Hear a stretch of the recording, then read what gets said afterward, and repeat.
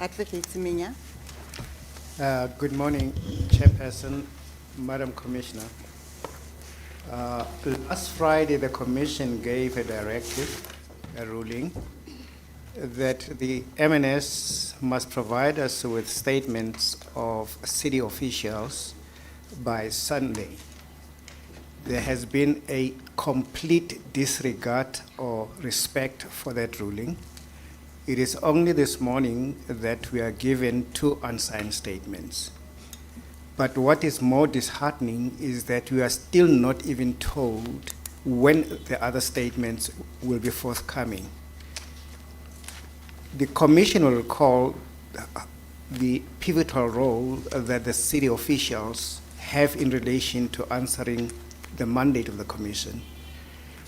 There has been a litany of non-compliance resulting in the condition in which Usindiso became.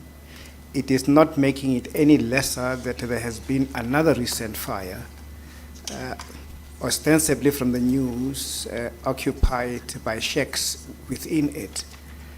And the only thing we are told, we will have some clue come lunchtime when those statements will be forthcoming. What is been a hindrance, we are not told about it, and how that hindrance, if any, is going to be resolved. We wish to record our complaint as evidence leaders that our work is seriously being impeded. Mr. Khoza.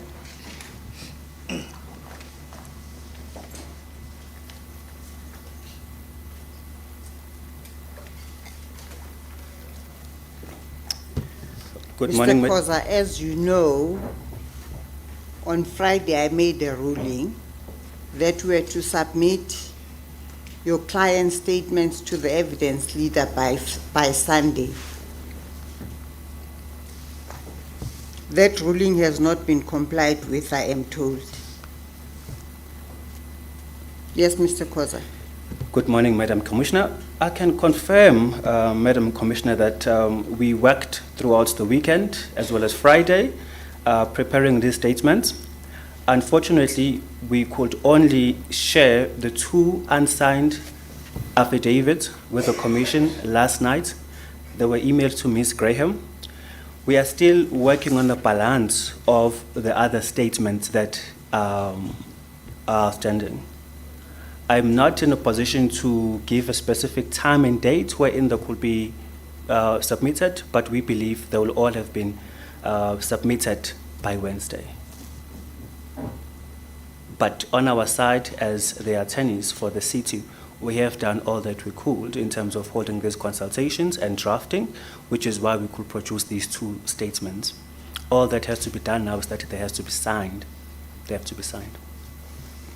Let me comprehend what you are submitting. Are you saying you've got all the statements, save that they've got to be commissioned? No, Madam Commissioner. I'm saying we have filed 2 unsigned answering affidavits. Sworn statements. The balance we are still working towards finalizing. Unfortunately, some consultations only took place on Sunday and Saturday, and our clients still need to go through those statements and confirm that they are happy with the content of those statements. Then they could be signed. Some, we have got consultations even today as we speak. Some of my colleagues are out attending consultations in preparation of those statements. And we believe that by Wednesday, all statements will be in. But today, we could commit that 2 statements would have been commissioned before lunch, probably. So what you are saying is that the statements will be ready and be in the hands of the evidence leader by Wednesday? All of them, but for today, only 2 will have been commissioned. Yes. Yes. You are saying by Wednesday, all of the commission statements will be in the hands of the evidence leaders? Yes, Madam Chair.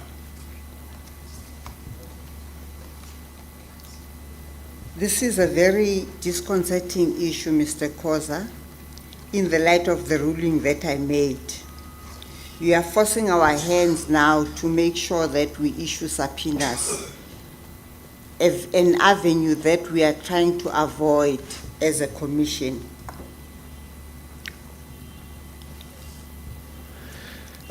Judge, we understand that there's been delays, and we reiterate that we are committed to making sure that all statements will be in by Wednesday. We've worked overnight and will continue doing so. It's pointless having to make a ruling which is not going to be observed. Now we can only accept your word that the statements will be in the hands of the evidence leader by Wednesday. At what time on Wednesday? Before close of business. Before close of business on Wednesday? Yes. Mr. Kosa, I think this is not desirable. The situation is not desirable. You've got to pull up your socks. Agreed. Thank you. I will expect those statements to be in the hands of the evidence leaders by 4 o'clock on Wednesday. Thank you.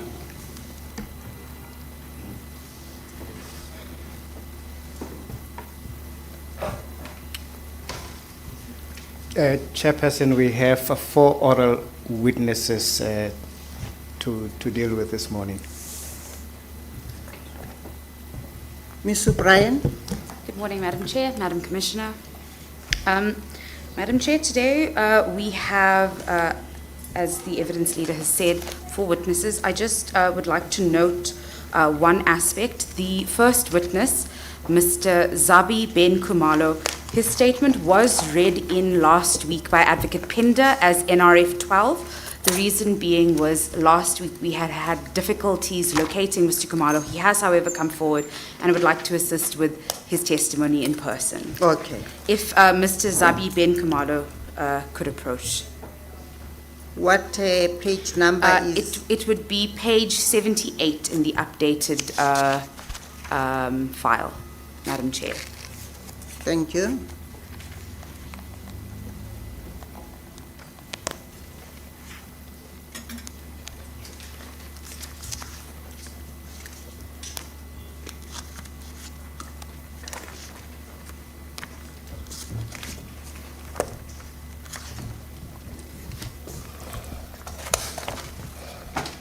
Advocate Minya.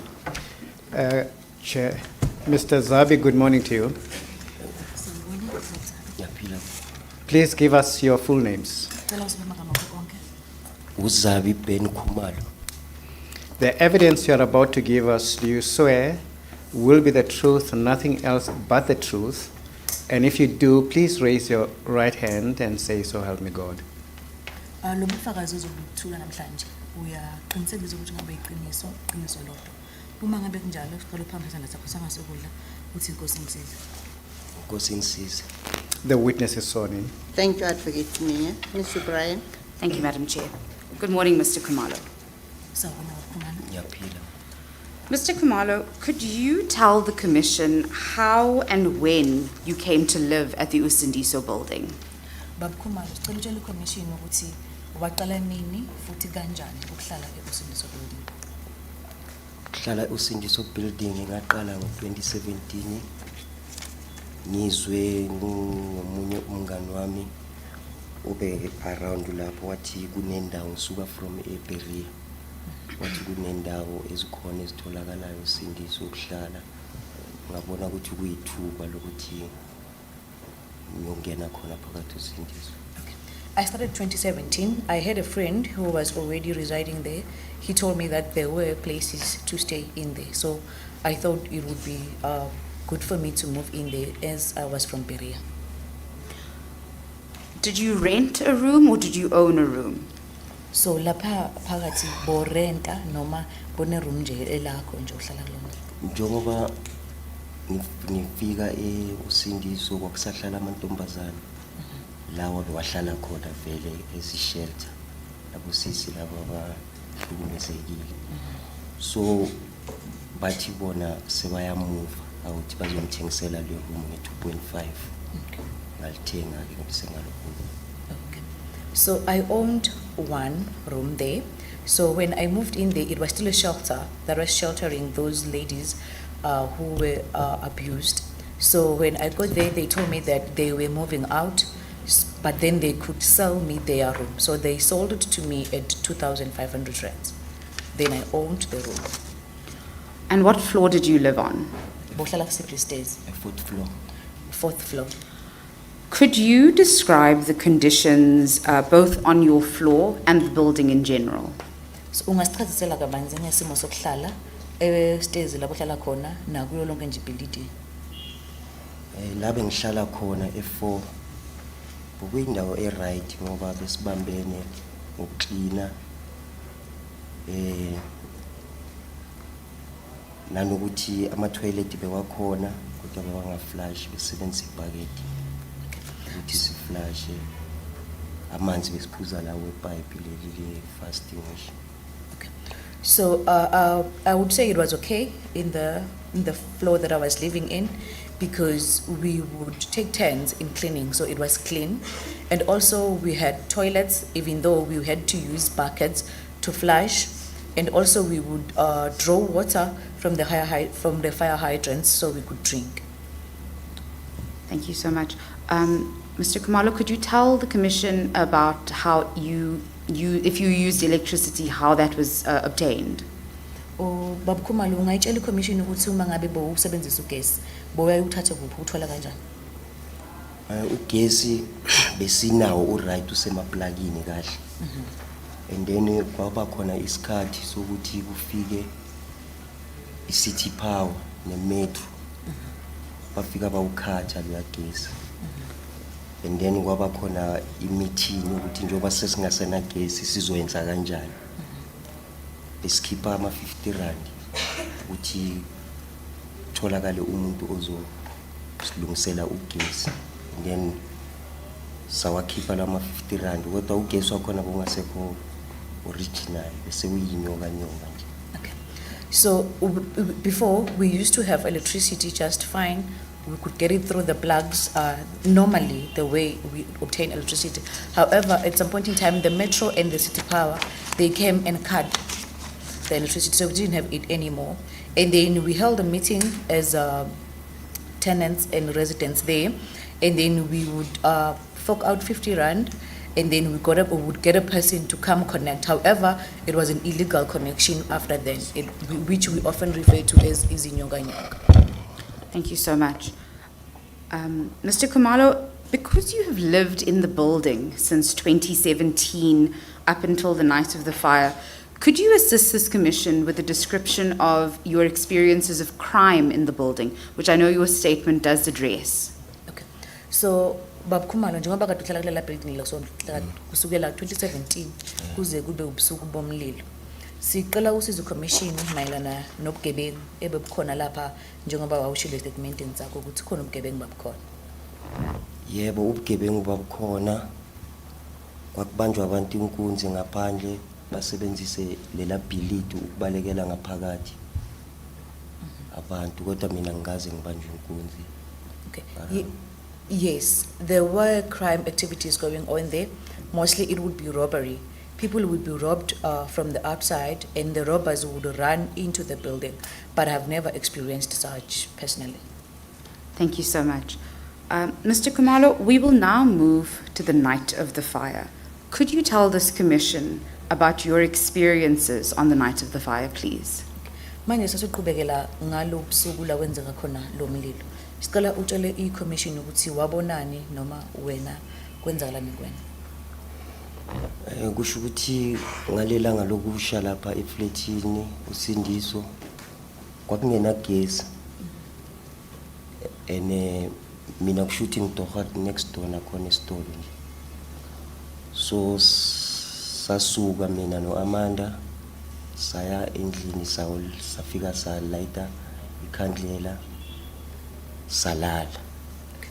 So salicisha ikhandlela salala. So that night, there was no electricity. But since I work just next door in a shop or in a store nearby, after closing off, we went to the house with Amanda. When we go there, since there was no electricity, we lit the candle. But then when it was time for us to go to bed, we put it off and we slept. And who is Amanda? And ngubanu Amanda? A girlfriend. Oh, she's my girlfriend. Thank you. Could you carry on, Mr. Kumalo, about what happened from that point? Okay. So ngwaqhubeka usho ukuthi kwasekwenzeka namba Kusho ukuthi sathi masilele ngezwa umsindo mina. Abantu bememeza ukuthi kuyasha. Ngaqhubeka ngalala ngoba ngitshela ukuthi lapha eflatini vele bekuhlezi kunomsindo nje ebusuku mawulele. Kodwa bese ngiphaphamile ngezwe ukuthi man lento iserious. Awuthi ke ngibheke ukuthi kwenza. Mangivula iwindow ngiyabona phansi le phuma intuthu eningi.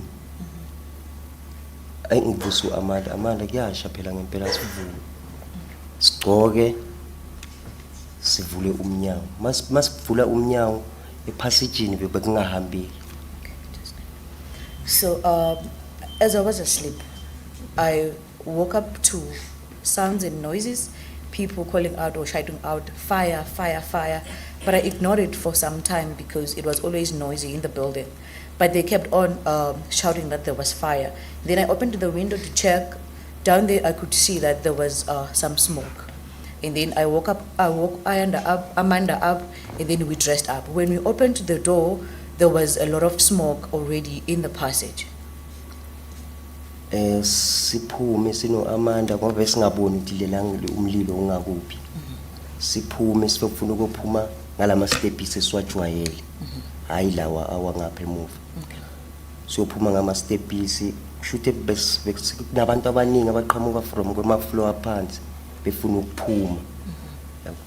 Sashayisana lapho kusho mina no Amanda kula sadukelana khona ngoba kwagcwele intuthu. So upon getting into the passage, there was already a lot of smoke, even though we couldn't see the actual flames. And then we tried to get out of the building, going the direction where there are the steps that we normally use. But already the passage was packed. There were people from other floors that had come up. That is where I and Amanda lost each other because it was quite packed. And then mina bese ngikhishekile intuthu ene bengihlala e4th floor bekune washing line la besineka khona impahla. Ngangena khona ngazama ukuthi ukhokha umoya kancane. Okay. I had already inhaled a lot of smoke. So, but then there was a place where there was a washing line in the 4th floor. So I got into that space just so I could catch some fresh air a bit. Lapha bekunomunye usisi nabanye abafana abawu2 lo sisi bekade umntwana nabanye abafana abawu2 besinabo lapha washing line. So sesiyabona ukuthi lo mlilo uba mningi. Lo munye umfana thini kimi ade kusho bangibiza ngoJabu athi Jabu mina ngiyajumpa ke manje. So in that area where there was a washing line, I found out there were 2 gentlemen there and a lady who was having a baby on her back. So as we were there, these other guys, us all realized that the fire was actually getting big. And then this other guy said, Jabu, as they would often refer me as Jabu. Said, Jabu, I'm now jumping. What jumper? Lo mfana ngathi mina angeke ngikhona ukuthi ngijumpe la. Thathi ibhodlela ngasika intambo le esineka kuyimpahla. Ngayibopha lapha einsimbini. Akwazi ukuthi ngehle ngana khona ukwehla kwami ngitshela ukuthi mayinganqamuka mhlambe ngithi 2nd floor angeke ngize ngilimale. Kodwa lo wajumpa yena wagcina shonile. So I could tell that I wasn't going to be able to jump.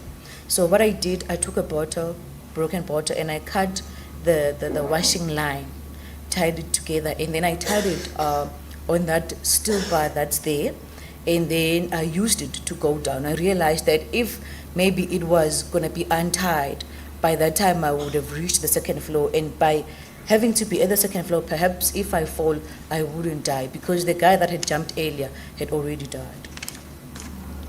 And then ngathi mangifika phansi ngahlangabezwa umaka Amanda nabafo wabo bangibuza ukuthi upho Amanda.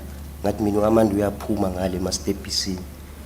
When I got down on the ground floor, I met Ayanda's mother and Ayanda's brothers, who asked me where Ayanda was. I told them Amanda. that where Amanda was. I told them that she was coming down through the steps from the inside.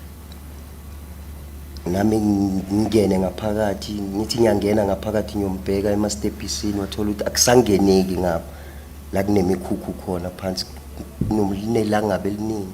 Okay.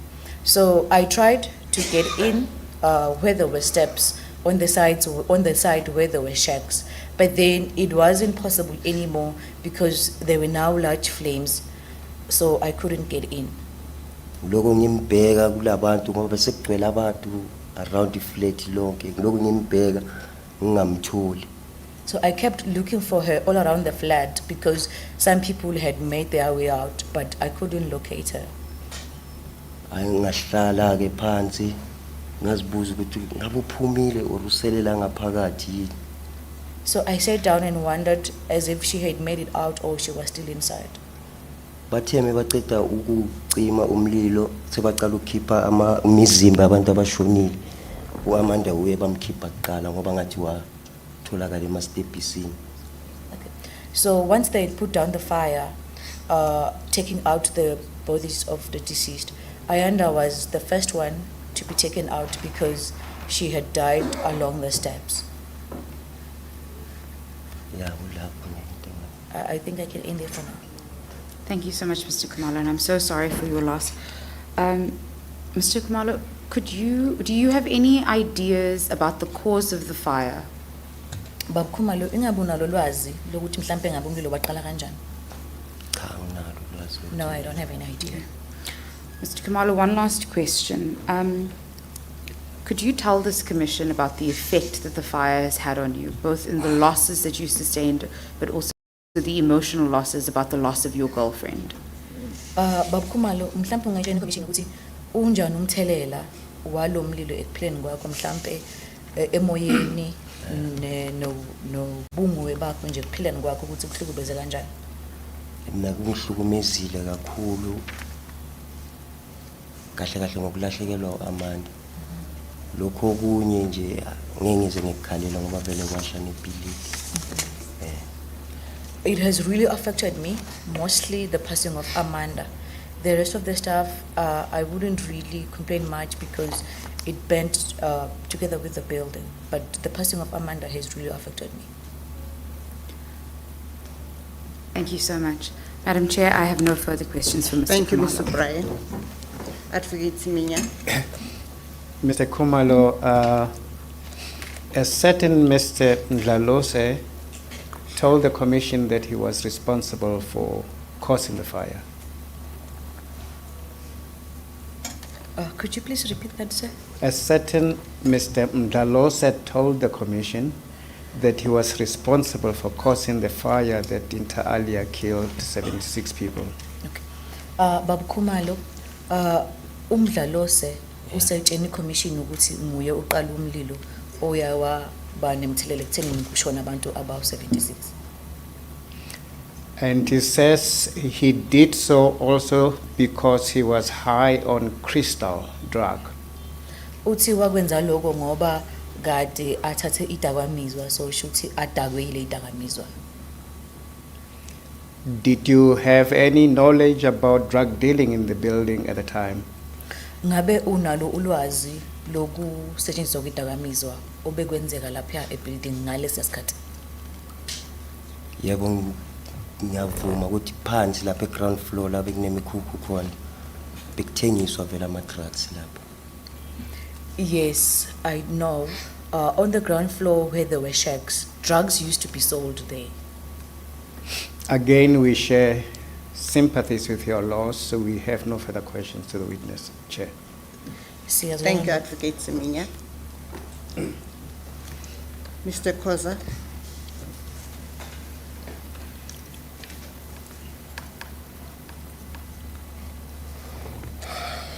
Thank you, Madam Chair. We have no questions for this witness. Thank you. Mr. Sitole. Thank you, Madam Chair. We have no questions. Thank you.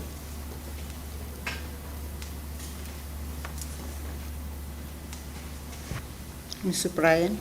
I have nothing further for Mr. Kumalo. Yes. Would you like to have his statement accepted as an exhibit? Madam Chair, as I stated, it has been already accepted. Or As, it was accepted as an NRF exhibit. 12. So NRF. if the record could reflect that NRF 12. it was at NRF 12.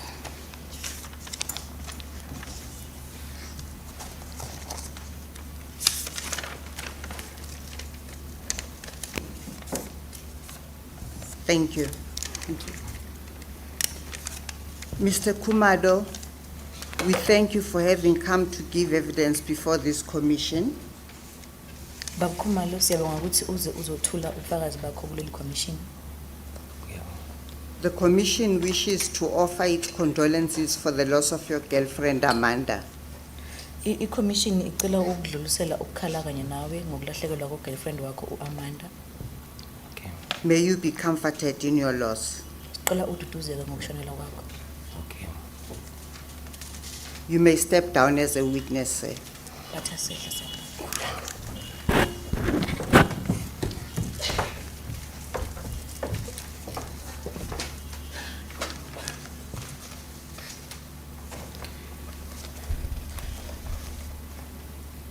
Ms. O'Brien? Madam Chair, I'd like to call upon Ms. Tobile Mtembu to testify, please.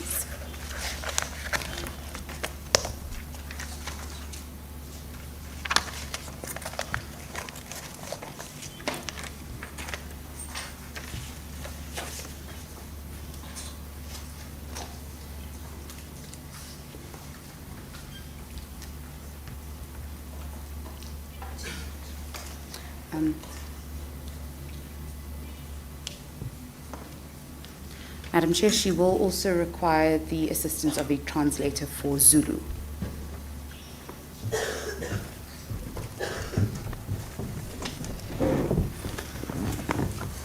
Advocate Siminya? Thank you, Chairperson. Ma'am Tembu, please give us your full names. Sisacela umama uMthembu ukuba usinikeze amagama akho ayiphelele. Thobisile Beauty Mthembu.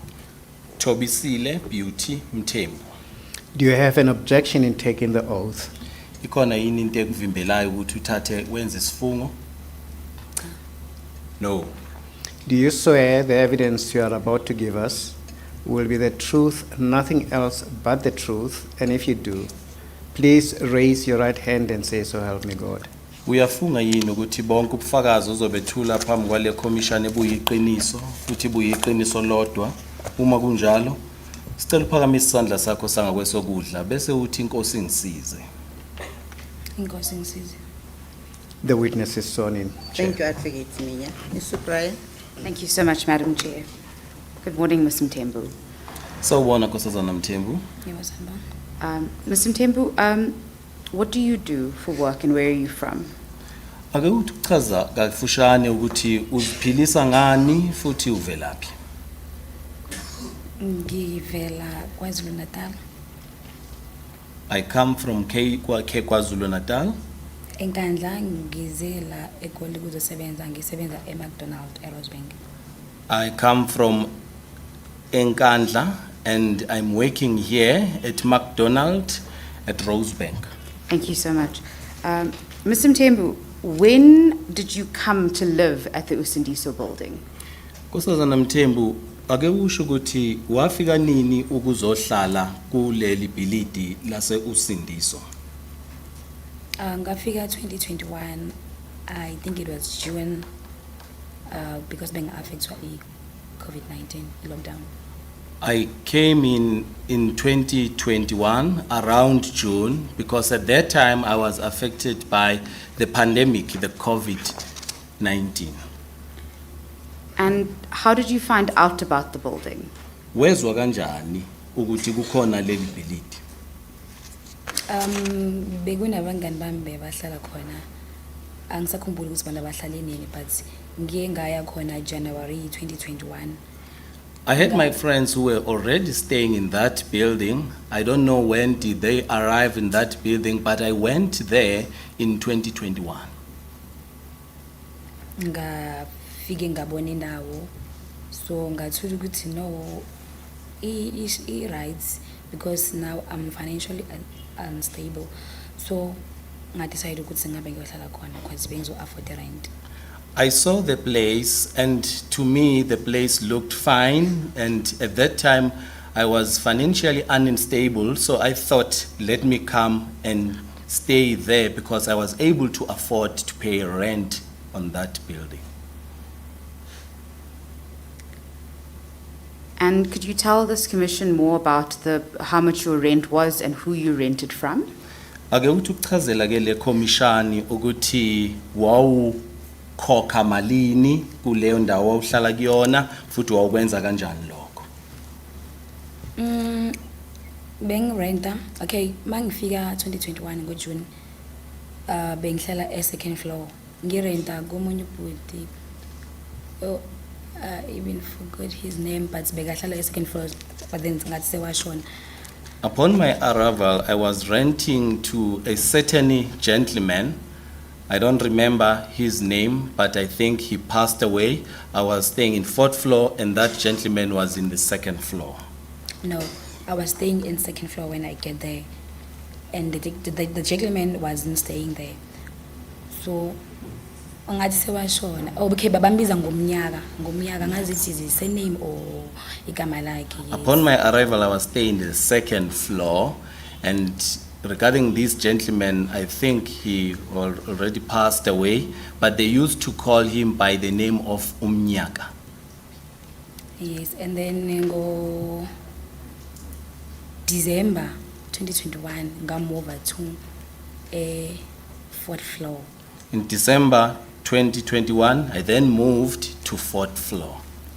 Okay, second floor being renta a 1.5, ngirenta ngezi 5, exactly ngezi 5 beka iphone. Imali yakhe, so ngimnika ngezi 5 because ngamova in ngezi 5 June or July, yes. On the 2nd floor, I used to pay rent on the 5th of the month because I arrived on the 5th, so I used to pay my rent on the 5th of the month. Yes, and then a 4th floor, mangifika khona nakhona bengirenta 1.5. Bengibhadala it's either ngezi 5 ngezi 7, i-last date yami i-due date yami ngezi 15. Sibezivumelene kanjalo nalo sesibengirenta kuye. Also, in the 4th floor, I used to pay between the 5th and the 10th, but my last day will be the 15th of the month. That was our agreement with that lady. So we can assume, so you moved from the 2nd floor to the 4th floor and changed landlords as well? Sithatha ngokuthi ke uye usuka kwi-2nd floor estate sesibili wayohlala kwesiphezulu esesine futhi wawusushintsha ke nabantu awubakhokhela omastande bakho. Yes. Both on the 2nd floor and the 4th floor, what kind of rooms did you live in? Were they brick and mortar or were they made of informal materials? Kokubili ke njengoba wake wahlala esitezi sesibili nesesine awuchaza isimo sekamelo noma iroom owuhlala kulona lalakhiwe ngani, lalakhiwe ngezitini noma lalakhiwe ngenye into? Belakhiwe ngezitina elase 2nd floor li right but belingana ebutler, and then elase 4th floor belakhiwe ngamaboard but bewa right kusila amaboard lawa angazi ukuthi ngichaza kanjani but bekwi room esharp nje amabhodi uzoyizwa mawithinta ukuthi board but mawungena roomini you won't recognize ukuthi iboard. On the 2nd floor, it was the room was bricks, so everything was fine except that we have no butler door on that room. But on the 4th floor, our room was built on boards, but you couldn't tell that it was. But the board was fine unless if you touch the board. That's where you can tell that it's a board. But otherwise, it was perfect and fine. Thank you so much, Mr. Mthembu. Mr. Mthembu, could you tell this commission about the conditions in the building? And I'm happy if you can also elaborate on the conditions between different floors. Nkosazana Mthembu, ake uchazele komishani ukuthi kwakunjani isimo ngesikhathi uhlala kuleli bhilidi. Futhi ngiyajabula ngoba uwazi izitezi ezimbili uke wahlala kwesesibili wayohlala kwesesine phezulu kwakunjani?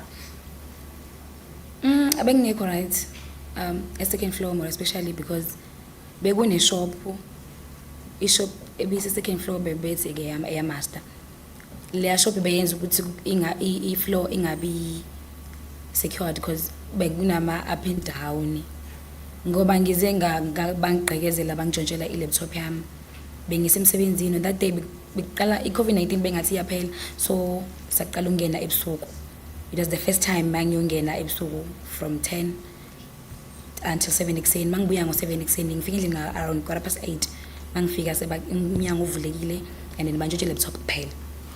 The situation in the second floor was not good at all because it was packed. I remember when I was staying there, the thugs broke into my room and I was working the night shift. You said your night shift Yes, from 10 to 7. And upon my arrival, I found that my door was broken and the situation in second floor was not good at all. And there was a tuck shop also. So you'll find people up and down. So it was not secured at all. Yes, so okay, by that time, okay, mangihlala kula building ne, when I get there ngibona ukuthi because emsebenzini bengekho right bengena ekuseni ngishayiswa ngo1 bengihola imali encane ngabona ukuthi ngiyenze i-extra cash bengithengisa ama chicken gizzard down floor so that ngizokhona ukuthola imali ukuthi ngigibele ngemsebenzini. At that time, while I was staying on that building, I was working from early in the morning until 1. Then I realized that the salary that I get is not enough. So I decided that let me sell some chicken gizzards so that I can get extra funds to take care of myself and also to pay for the transport. Yes, so into confused on that day bantshontshele laptop ukuthi bengithengisile on that day ngashayisa ngabona 8 ngayendlini ngageza ngilungisela emsebenzini ngashiya imali kwi TV stand. So lo muntu ogqekezile ungene wathatha i-laptop kuphela washiya amateki bewangawathatha if bekuyisigebengu like izigebengu lezi ezinormal bengathatha amateki bekangathatha i-TV bekangathatha imali leya bengithengise ngayo because imali beyikhona but uthathe i-laptop kuphela and then waphuma. What confused me on that day when they broke into my room is that the person who broke into my house, into my room, only stole the laptop. But there were other stuffs. There were techies inside my room. There were also TV. All those things were not taken. So that also confused me about the kind of the person who broke into my room. Yes, and then mangithengisa lapha phansi bengihlala eduze ngathi i-transformer yama flat. So mang eduze kwe-transformer sometimes benokuthi angazi ukuthi bekuye kwenzakaleni benginokuthi ibust ngizwe iduma ukuthi boom. When I was selling the place where I was selling my chicken gizzard, there was some transformer, electric transformer next to me, and there were times where I would hear some explosion on that transformer. Yes, and then kuzocima maybe certain flats as next to us maybe 3 flats angazi ukuthi bakama flats amangaki ba connect la transformer obviously neyethu izocima iflat and then the following day kuzoza baka Eskom bazolungisa. So after that explosion, I will notice that some of the building will not have an electricity, will be cut off for a few days. Then we will see the people from Eskom who will come and fix the electricity once again. Yes, and then ngokwe building ke because mina bengihlala lapha phansi bekune dustbin lapha enkulu. Mekune dustbin besilahlela kuyo sonke namanye ama flat surround la area bewalahlela kuyo ibhini lapha enkulu. Upon my arrival, there was a big dustbin where we normally dispose of the waste on it. Even other buildings use that dustbin to dispose of the waste.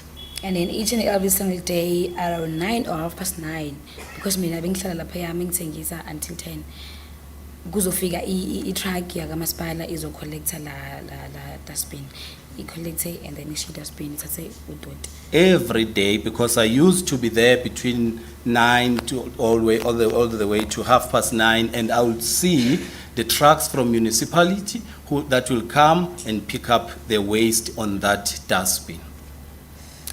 And then is safety on the building bengekho right, beku-corrupt kakhulu. And the way that umuntu makafika azovakasha uzobona ukuthi no akakhona ukungena la. So there was a time bekunomngane nami ebenginokuhlala naye lapha phansi wangena ngaphakathi ebuilding ayothatha sasibeyathatha amafutha yini sasiphelela amafutha la besithengisa bamkhomba ngombese bampuca ifone ema-stepsini. When it comes to safety on that building, it was not good at all. I remember my friend who came and she went inside to collect some oil that we used as we selling down there, and people robbed him. They pointed him with a knife here, and they took A phone. They took her phone. Thank you. So wa keep your phone there because bese bampointa obviously ema-stepsini bekune shop mawungena e-ground floor. They Angazi took her ukuthi phone ngingameshela right kanjani on the, because- or they took her phone while she was on the steps. Yes. And there was also a tuck shop right Yes. next to that. Nazo yes, so bekune tuck shop encane and then uzoyoqala ama-steps next to the tuck shop ilapho bampointa khona bengana light ke lapho ilapho bampointa khona bamthathela ifone. So she was there in between the steps and that tuck shop where these robbers took her phone, and she was pointed with a knife. Yes, and then ngokama floors floor beyingathi i-safe is i-first floor because bebayilokha and beyi-clean. I-second floor ebeyingcono bebayi-cleana sometimes at some point abayi-clean. I-third floor bebengayiclean at all. I-fourth floor or beyicishe ifane ne-one because besi-cleaner sibambisana njengaba se-first floor but ukulokha sizolokha ebusuku only. Yes. The first floor was clean, and because they normally lock their gates, so it was safe. The second floor was much better compared to other floors. ground floor and the third compared to the ground floor. When it comes to the third floor, the situation was bad on the third floor. But when it comes to our fourth floor, it was clean because we had a schedule to keep it clean, our fourth floor. Even though there were times where we used to lock our gates also.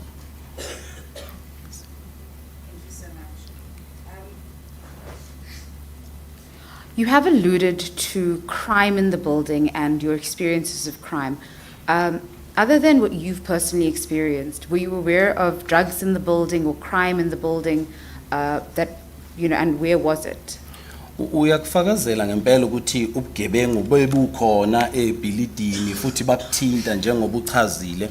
Ngaphandle kwalokho wazini ke ngendaba yezidakamizwa khona ngaphakathi ebhilidini khona kwaziyo ngakho ongasitshela khona? Yes, noma ngeke ngiconfirm because phela if uthatha ama drugs ezinye izinto ngeke uzibone because so I will say lapha yabe kunamaphoyisa bewahlala khona each and every single day kuzongena amaphoyisa more especially at that floor at that floor and then uzoza sekune konje indaba ifutha mama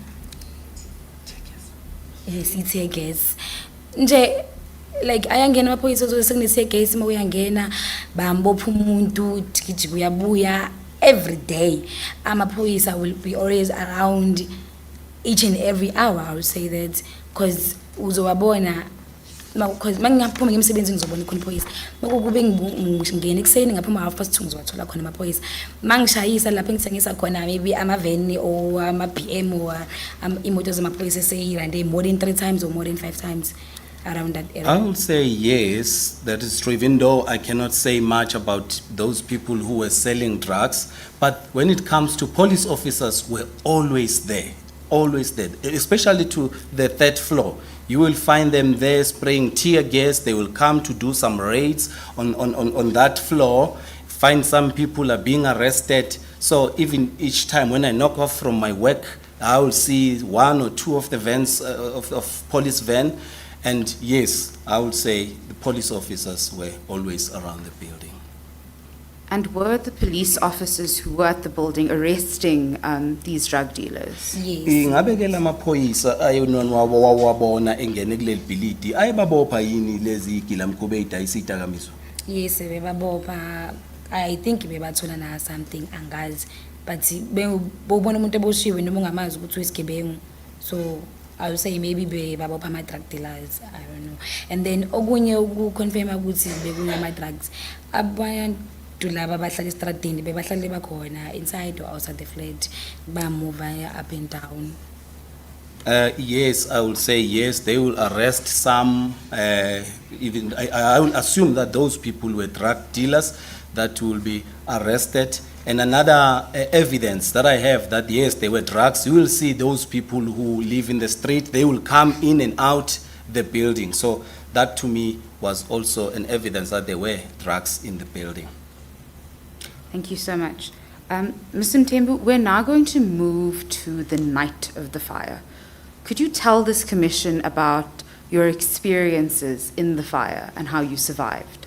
Njengamanje ke Nkosazana Mthembu sesizoza osukwini okwaqala ngalumlilo ebhilidini. Sicela uchazele commission uyitshela ukuthi wena kwenzekani kuwe yini oyaziyo eyenzeka ngalolo suku lokuqala komlilo.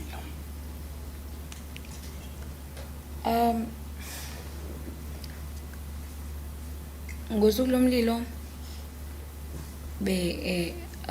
earlier on bengithengisa nje bengishithi bengithengisa, and then ngashayisa ngabona yini because benganagezi.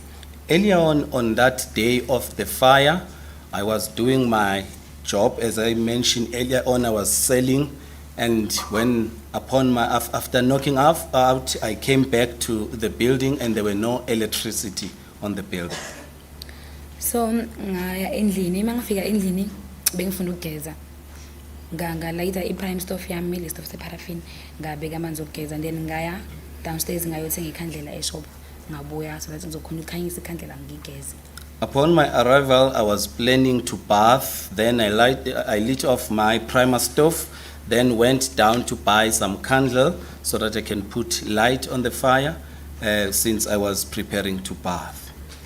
And then ngabuya ngageza, angiqeda ukugeza ngalala. After that, I bathed on that day, and upon finishing that, I went to bed.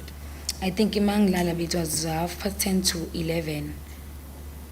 At that time, when I went to bed, it was about 10:30 to 11. And then after that, ngalala like I was in a deep sleep. I just felt inyawo zami zigodola. Ebusuku angizwanga msindo, angizwanga nix mina ukuthi konke yenzakalayo, but ngafila nje inyawo zami ngathi ziyabanda. Ngavuka ngithi ngiyogqoka amasokisi ngithathe neblanket because ngifila ngathi ngiyagodola, because bengizama ukulala ngithi ngiyalala no man akulaleki ngiyezwa ukuthi ngiyagodola. After that, I went to a deep sleep, and I realized that my feet were feeling cold.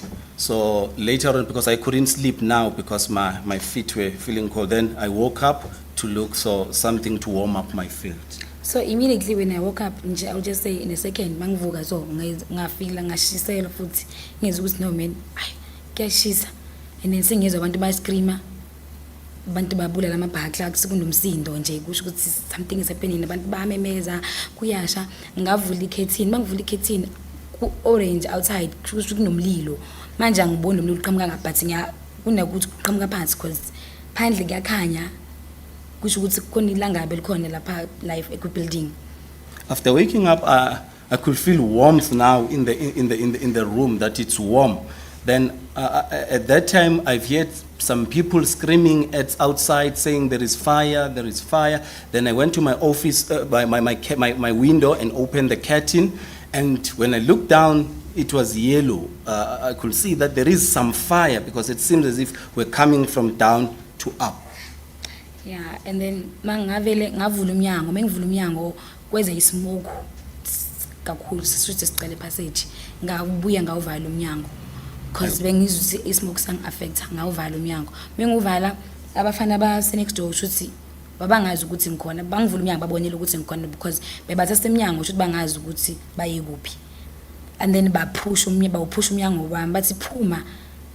Ngiyabuza ukuthi ngiphume kanjani because kunesmoke ngiya affected, ngigrephe ngigrephe ama documents wami, ama ID certificates and stuff because bengizibeka endaweni eyi1 vele kwifile eyi-1 ngavele ngagrepha yona le file le and then ngayibamba. After that, I opened the door. When I opened the door, the smoke just get inside my room. Then I closed once again the door. The two gentlemen who were just staying next to my room, were next door, they saw that I was inside. So they came and pushed my door and they said to me, no, let's go, get out from this room. And after that, I just took all the important documents. Those includes my IDs because I used to put them on the same place. So I just took them all, then went. And then mangithi ngizama ukuvula ibhakla ngiyismoke sang-affecta angisakhoni-ke manje lokukhuluma bangiphuca isikhiye bavula ibhakla baphuma mangiphuma bangibuza ukuthi iphi ifoni ngathi ifoni angiyazi ngicabanga ngisempedeni babuyela endlini bathatha ifoni yami ngabatsho ayisempedeni cinga empedeni la bengilele khona wathi bacinga ifoni yami and then mangiphuma ngifacea e-west. Well, trying now to open, after opening my door, I tried to open the butler and I couldn't open it because of the smoke was too heavy. And these two gentlemen, they took the key from me and opened the butler for me and they asked that, where is my phone? I told them that my phone is in my bed, so they went inside to take my phone. Yes, after that, manje ngiwane passage, I think by the time maybe a4th floor base by 4 or 6. Bese ngasekho baningi abantu abaningi bese baphumile already. So mangifacea e-west kune right yami kune left yami. On my right ama steps angaphakathi ayehlela phansi ukuze ngizophuma e-reception. On my left kune mangimove ngapha kune kulisa lasemaXhoseni kune open space mangizomove mhlawumbe it's not even ngazi ukuthi maybe ngawalka mhlawumbe like 2 minutes to what low open space ngikhona ukuthola ama steps aya ngaphandle. Now I was alone on the passage. I think there were only few people right there because some had already left.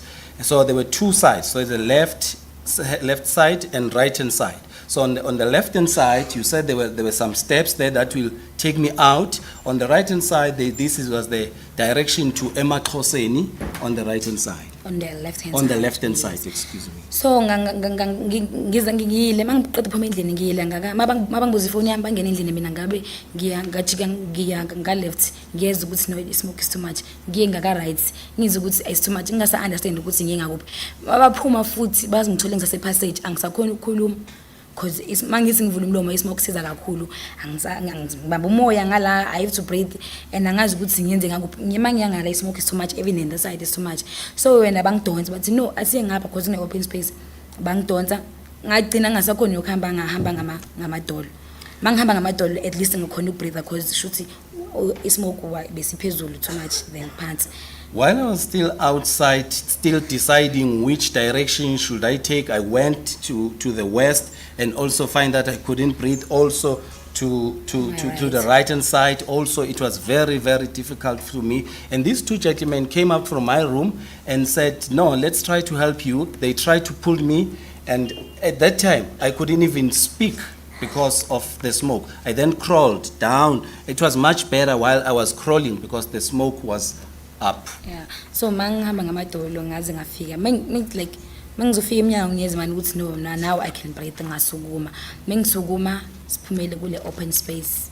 Mangiphuma kule open space futhi bona bangishiye yena mina ngisali ngisasukuma. Mengisala ngisengisele manje ngiyi-1 and then mangibuka abantu phansi bakhona baningi and angazi manje ukuthi ngijumpe still le ngqondo yami ukuthi kunama steps la ngimele ngehla ngawo ayikafiki.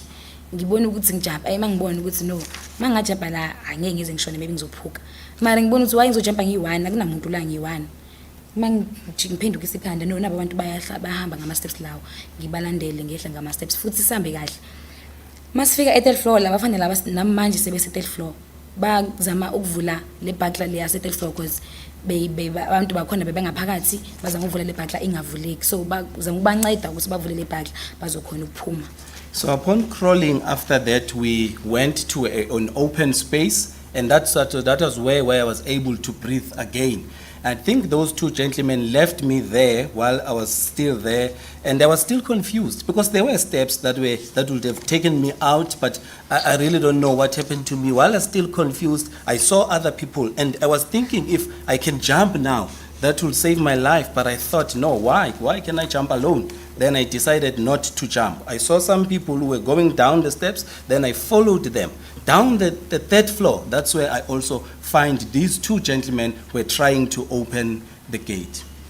And then bangiphi ifoni yami ngadlula ngaya phansi mangifika phansi lapha emaxhoseni kule space abantu base full floor sebakhona and then bangibuza how kanti we inside ngisho ukuthi yeah bengikhona and then mangithinta ifoni yami by that time beku 2:15 mangicheck isikhathi. They gave me my phone and I was able to pass through until down where I met some of the residents who were also coming from the 4th floor, and they said, oh, you were still inside, and I said yes, and at that time they given me my phone, and when I look at the time, at that time it was 2:15. Yes, it was 2:15 and then masifika phansi sesibaningi phansi bayisibheka vele umlilo uyasha and it's too much abantu bayascreama basasengaphakathi.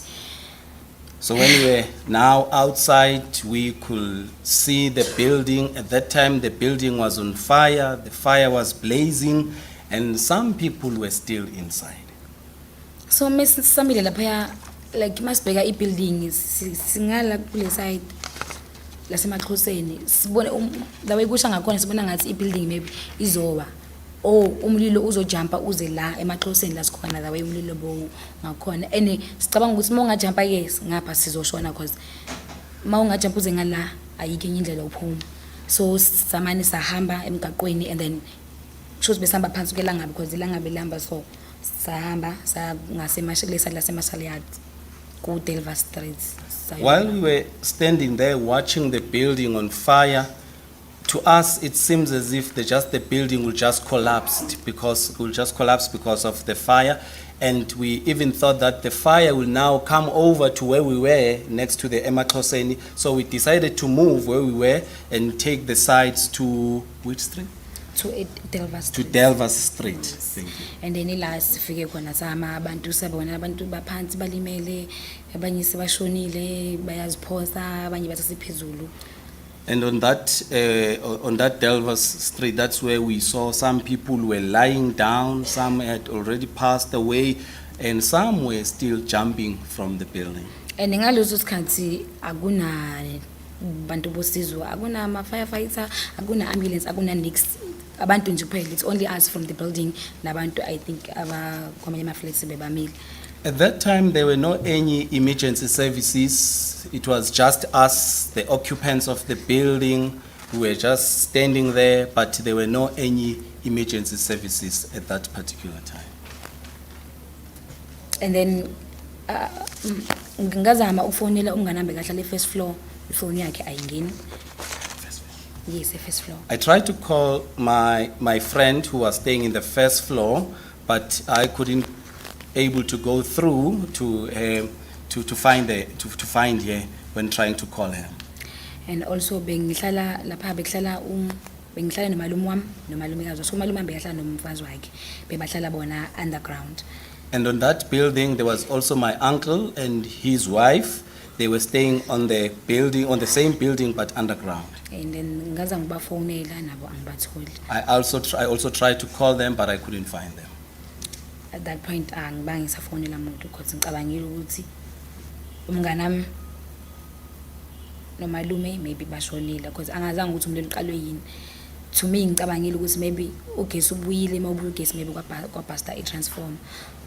From there I decided not to call anyone because I thought that my uncle had already passed away and my friend, and I assumed that transformer had just passed and that should be the reason why there was a fire, because I really didn't know what was the cause of the fire.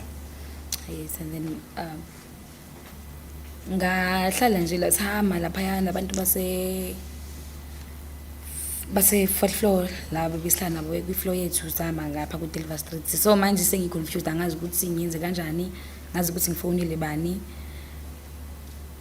We stood there with some of the people whom we stayed with at the 4th floor, and at that time I was confused. Really don't know whom should I call. I was confused. At that point labantu laba bafike le building ngenxa yami. Bafike le umngane wami wayeza kula building wabizwa yimi. Obomalume yimi ngabathengela i-room ngasabeze bazohlala because laba abahlala khona bengekho right.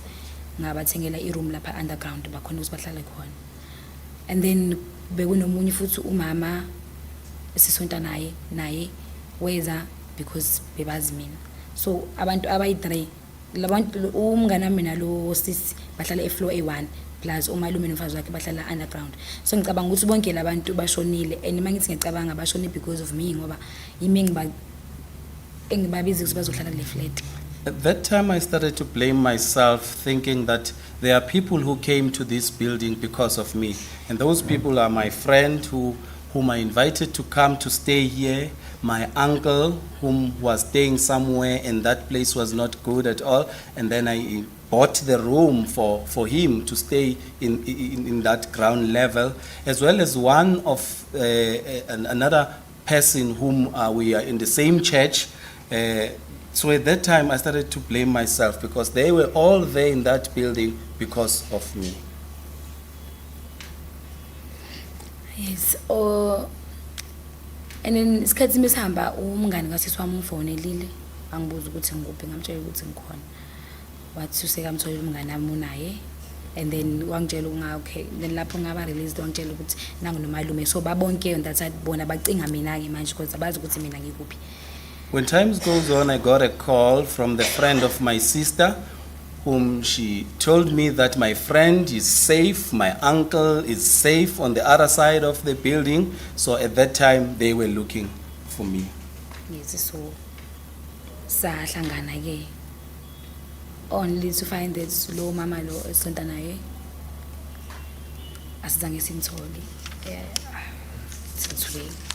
We met then, and the only thing that we find out is that the woman whom we are in the same church, we were not able to find him, and up to till today.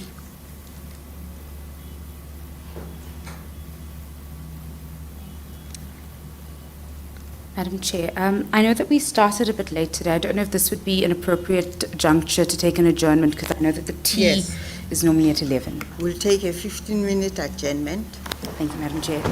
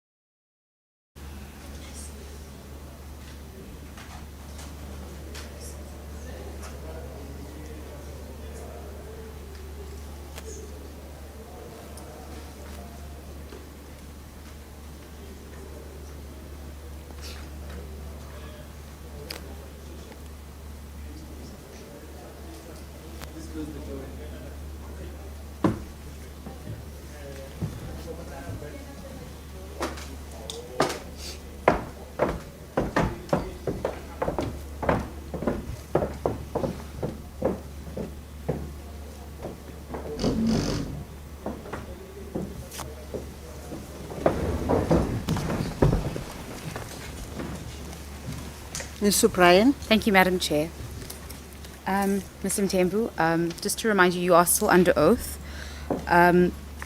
When you, before the adjournment, you were telling this commission about your experiences with the fire and the losses that you sustained of a friend who was in your church. Immediately after the fire, did you sustain, or during the fire, did you sustain any injuries? Kusazana Mthembu, sisafuna ukukhumbuza ukuthi usengaphansi kwesifungo ke leso senzile ekuqaleni.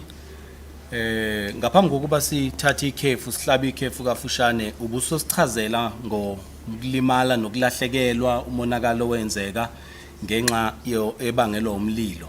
Kodwa singathanda ukwazi ke manje ukuthi ngemva kokuba sekwehlekelele isisehlakalo kukhona yini ukulimala owakuthola emzimbeni onakho ngenxa yalesi sigameko? Cha, angilimalanga nga-affectwa yismoke kuphela nje. No, I have no any injury except that I was affected by the smoke. Thank you so much. Mr. Mthembu, after the fire, were you assisted by the state or any NGOs? Ngemva ke komlilo, ingabe lukhona yini usizo owalithola mhlawumbe luvela kuhulumeni noma luvela kuizinhlangano ezizimele ezingenzi inzuzo? Not exactly, but ngelanga lomlilo ke sahlala the whole day ngaphandle. Kwathiwa kunamabhasi ahambisa abantu kuma shelters, but thina zange sihambe, mina ngizange ngize ngihambe nabangani bami. Ngahamba ngalela kasisi wami that day, and then ngavuka the following day ngabuyela lapha kula building eshile. Fika khona kwathiwa kunabantu eBesval kuyabhaliswa in. Okay, on ngale day yomlilo bekunaba, I think ama NGOs bebafika basilethela ama charities ukudla besidla nje the whole day. Bebafika banika ukudla ama charities, ama fruits ama juice. I would say not really, because on the day of the fire, what I remember, there were some buses who were transporting people, the victims, to another place, and on that day, slept on my sister's house. But what I remember also on that day, there were some organizations that came and provided us with food, with parcels and toiletries, but there were some food on that day.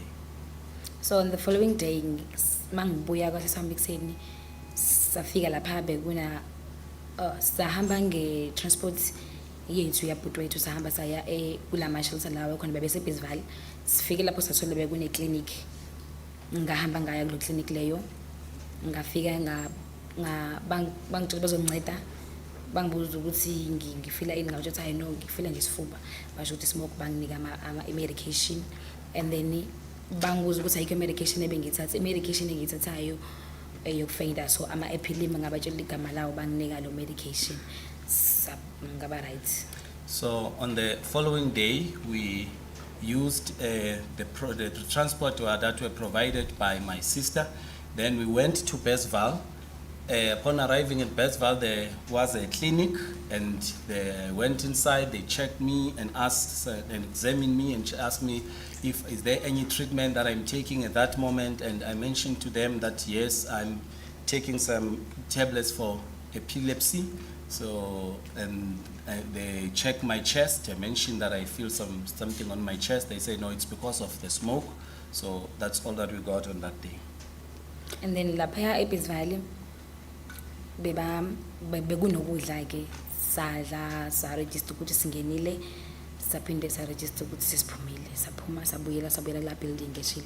Masifika lapha siye sathola angikhumbula ukuthi it was that lady or labantu abafuna baphuma bake bamention human of settlement, sort of babuza ukuthi why singahamba kuyohlala le kuma shelters.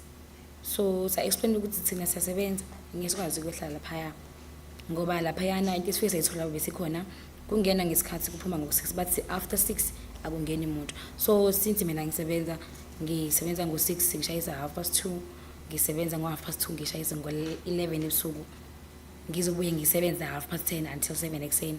So ngeke ngikwazi ukuthi ngikhona ukuhlala lapha ngoba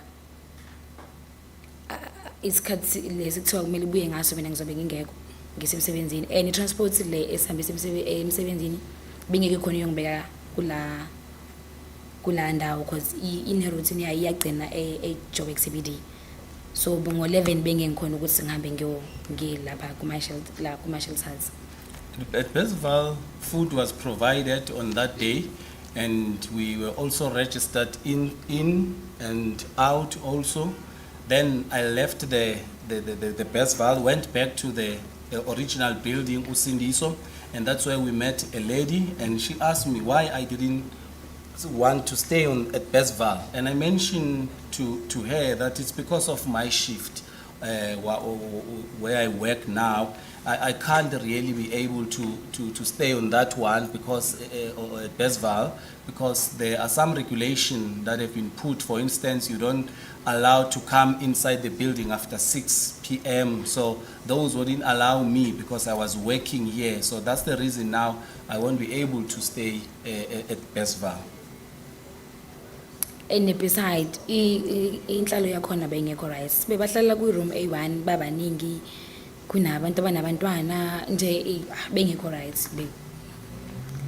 And the conditions were also not good, but they stay in one room with kids. So the condition itself for me was not good. And then lo mama waka human settlement into okay because into besiya every day ke lapha eBesval siyofuna ukwazi ukuthi ukuhamba kanjani kwenzakalani. So our concern ukuthi sithole izinto zethu by that time ukuthi sithole impahla zethu ngaphakathi kwi-building because besithi masibuza amaphoyisa ama-JMPDs or ama-SAPs beya khona lapha kadili but abazi impahla zethu zosithola nini kusenziwa uphenyo ukuthi how safe for us to ukuthi singene ngaphakathi, but for now akukho right. And we used to go to Besval almost every day, and the reason why was to find out more information about our belongings, just to inquire how can we find our belongings, because we were not allowed to go inside the building. They mentioned the JPD that were there that secured the area. They told us that it's not safe for us to go inside the building. So that's why we used to go to Besval to find out about that information. How can we be able to get our belongings that were still inside the building? So in the time bengayike emsebenzini because yonke into yami bengaphakathi. During that time I was not working because all of my stuff belongings were still inside the building. And then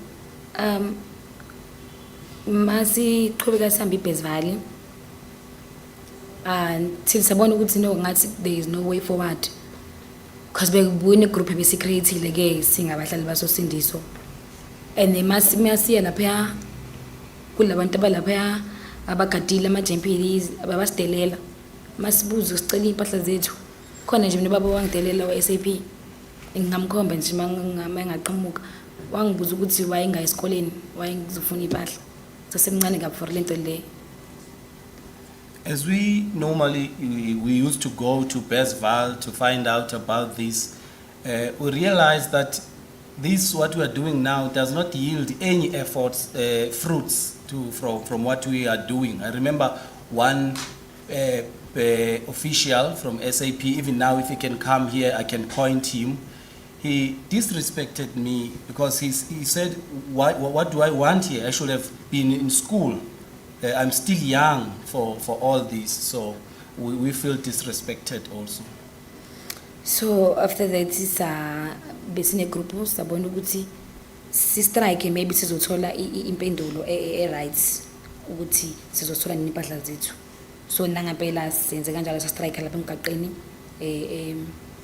Vanvelag nangempela yabuya impendulo ukuthi no impahla zethu sizothola ngelanga lokuthi and sizothola sothola kanjani basho songena ngama floors because ngesikwazi ukungena sonke ibuilding ayikabi safe ukuthi singakhona ukungena sonke, it may collapse and whatsoever because abakatholi ukuthi umlilo uqalwe yini and everything. Since we had a group WhatsApp as the victims from Usindiso, we decided that no, we have to do something. Let's go to the road and be on the street and strike, try to find out how are we going to find our belongings. And After that, we were able to get some answers. So we got some response and they told us that no, now we'll try to retrieve your belongings from each floor. So that also helped us. So sitholile impahla zethu in 2 weeks after the scene happened. It was on Monday. Mina ngenza impahla ngazo la on Monday, but baqala uvula I think it was on Friday. Besivulela ama JMPDs. And- Ancedisana nama SAP. Bavula i-first floor bathola abantu impahla zabo. And then on Saturday basho ukuthi ngeke bakhone because Saturday abantu bazobe bangekho right baphuzile, it's weekend and stuff, abafuni izinto ezingekho. And after that, we were able to find our belongings. I got mine and think it was on Monday. And they told us that they are not going to open for public to get their belongings during the weekend because people, normally they are drunk, but people were able to find their belongings. Thank you so much, Mr. Mthembu. Mr. Mthembu, in your statement at paragraph 20 on page 84, you make mention of a previous fire that had to do with a dead body. Could you tell this commission more about that, given that the circumstances of the fire relate to something similar? Kwistatement sakho osenzile laphaya esigabeni 20 kukhasi 84 uke wayithinta indaba yomlilo ukuthi ngathi kwaba khona umlilo othinta ukushiswa komuntu ake uthi kwenamba ngalokho.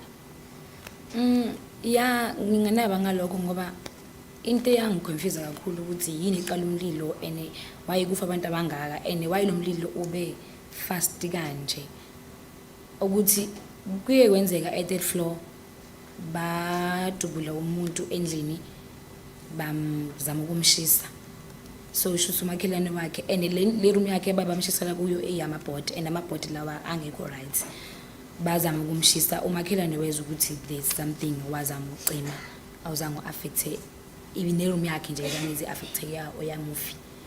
What made me think about that, especially after saw how the fire was, it was so huge, and now when I think about that, I remembered what happened on the 3rd floor when I heard that there was a person who was shot at, and they tried to burn the body of that person, and the neighbor there tried to assist by extinguishing that fire. So ayizange izi affect umuntu. So mabathi umlilo lo wamanje uqalile ene into eyenza ukuthi ubhebhetheke because of umkhukhu ebeyilapha ya nami lento liyenze ngiconfuse ukuthi even at floor bekwe nemikhukhu wazama ukushisela umuntu but umlilo uzange uzubhebhetheke.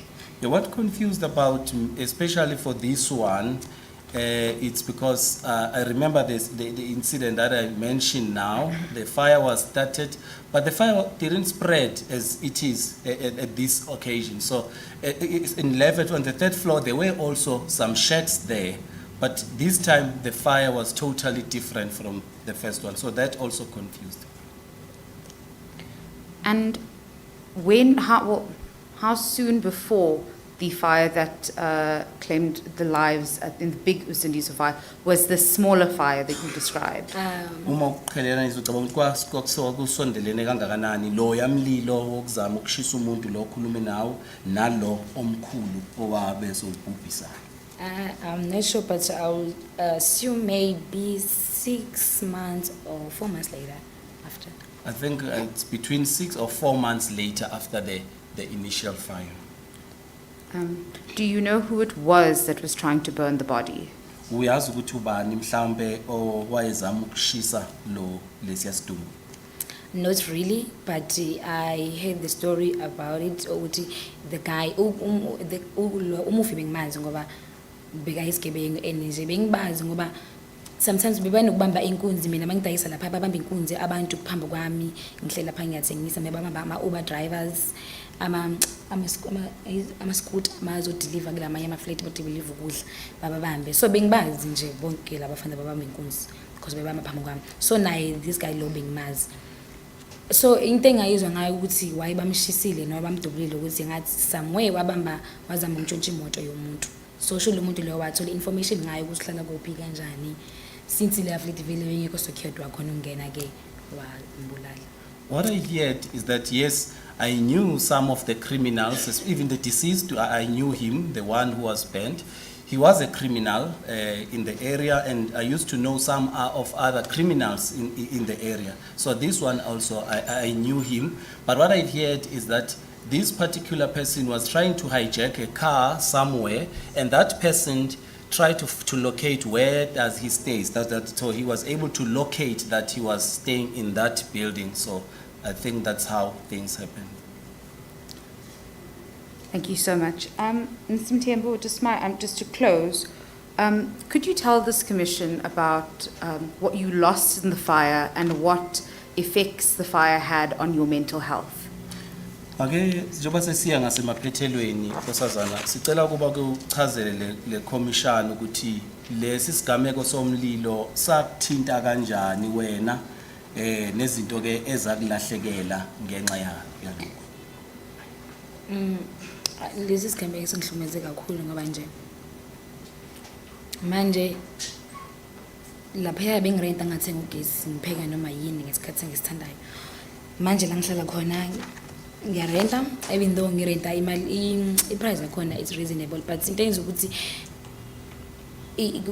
affecteke kakhulu financially ukuthi ngimele ngithenge nogesi and into bengingayazi leyo bengawuthenga ugesi la bengihlala khona before. And then enye into lento ingiphazamisile kakhulu ngoba manje ngiyathuka kushuthi nje like khona ngiphazamisile like ngihlukumezekile even nasengqondweni because emsebenzini baze bathi bazongibhukhela ukuthi ngenze i-counseling because bangibona ukuthi angikho right. Sometimes umuntu uyaqhamuka ngamlindelanga ngiyathuka and ngathi ngamshaya ngiyashouta like angikho right. And then izinto ezangilahlekela endlini yami awufikanga umlilo, but shuthi ngoba kwase kuvulekile kwakunemali lapha ekhawuchini engango 3,000 because imali bengathi the following day bengingena ebusuku, so emini bengizohamba ngiyodeposit ngifakele ekhaya ngitholanga. I-TV yami yayikhona but the days engicollect impahla bengasekho sebayintshontshile. Firstly, I was affected emotionally. I was affected financially because where I used to stay there, I was not paying for electricity. I was used to cook anytime, but now where I stay now, I have to pay for electricity. So financially, this situation has affected me very, very badly.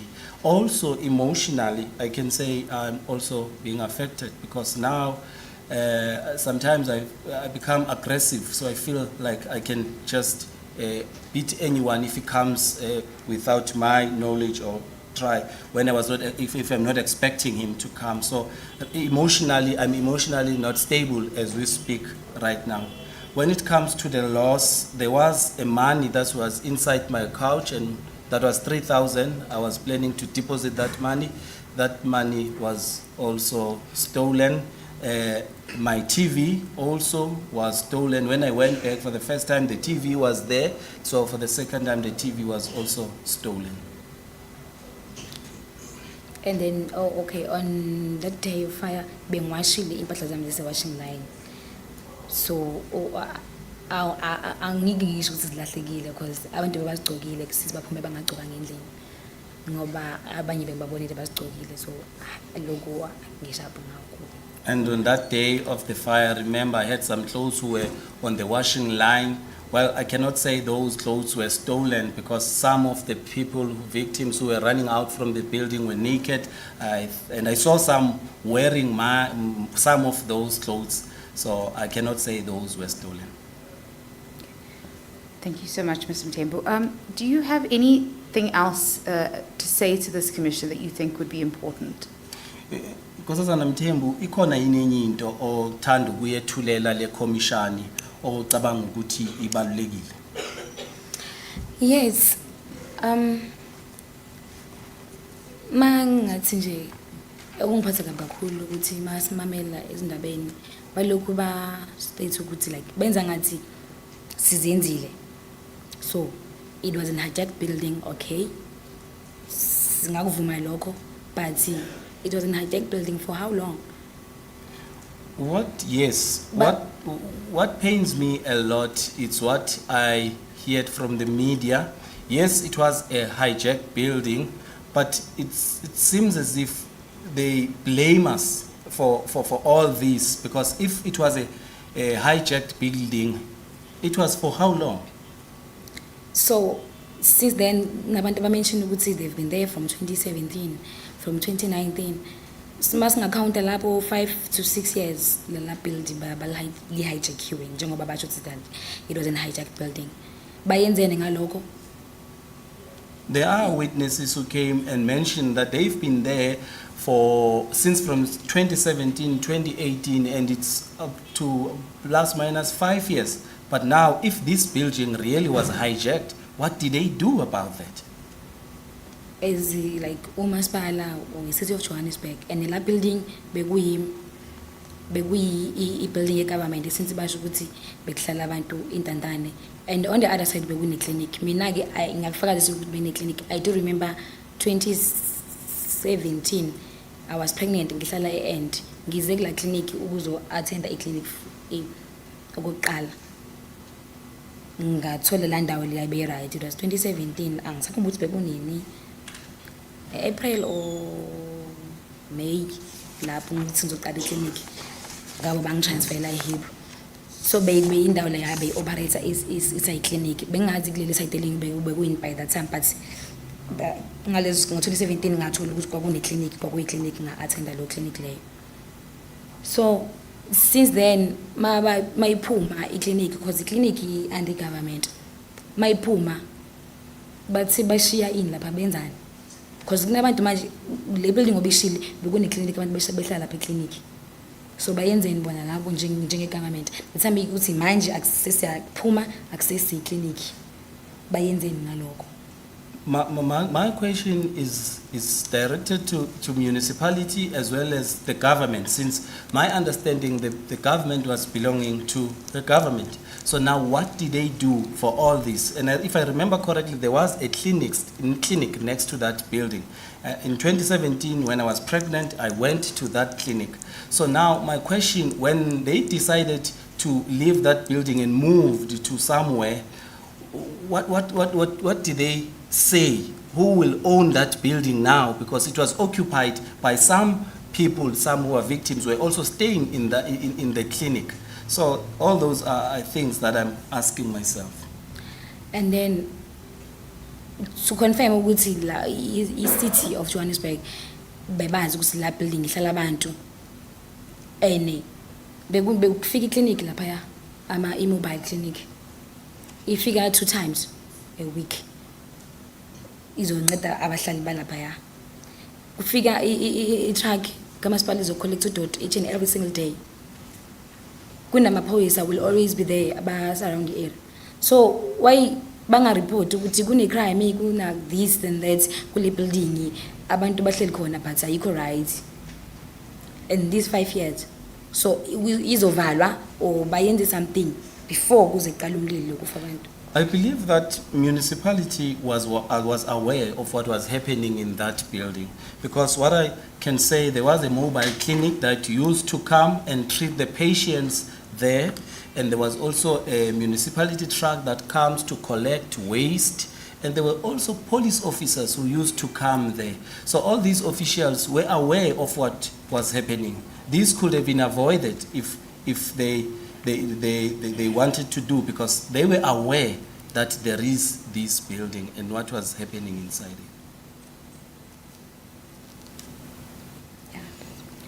Thank you so much, Madam Commissioner. I have no further questions for Ms. Mthembu. Thank you, Mr. Bryan. Advocate Siminya. Chairperson, we have no questions for the Thank you. witness. Mr. Koza.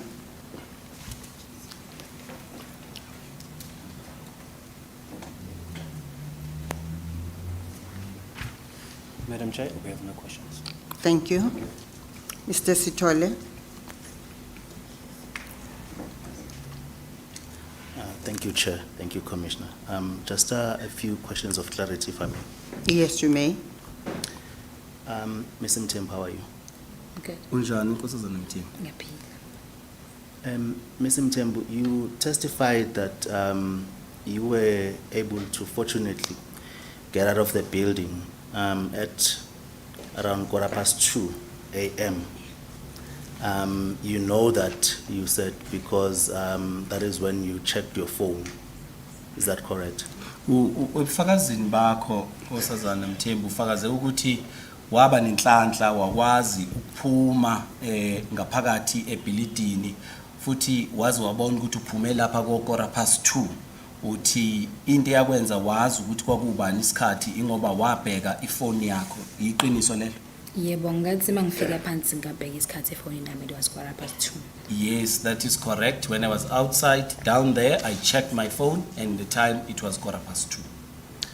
And you continue to testify that when you got out, there were already a lot of people outside around the building who were also residents. Uphinde futhi wanikeza ubufakazini bakho ukuthi njengoba usuphumele ngaphandle kwase kuvele kunabantu ngaphandle nabo kodwa futhi ababehlala kulo ibhilidi kunjalo. Yebo. Yes, that's correct. But you say that the first responders or the firefighters were not there or they had not arrived. Is that so? Uphinde futhi wathi njengoba usufikile ke phansi abezimo eziphuthumayo njengezicishamlilo babengekho ngaleso sikhathi ilokho kunjalo. Yes, mangifika phansi. Yes, when I was down there there were no any fire emergency. Do you know around what time they ultimately arrived? Ungakwazi ukuhlawumbisela ukuthi cishe bafika ngobani isikhathi? No, angicheckanga because at that time mangifika phansi nje bengiconcerned ngalabantu laba ngathola ukuthi bakhona. After that ngiye ngayofuna ijezi because bese ngigodola.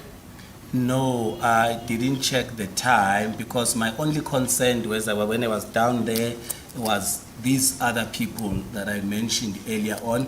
Then from there I went, because I started to feel cold, I went to look for a jersey. Thank you, Ms. Mtembu.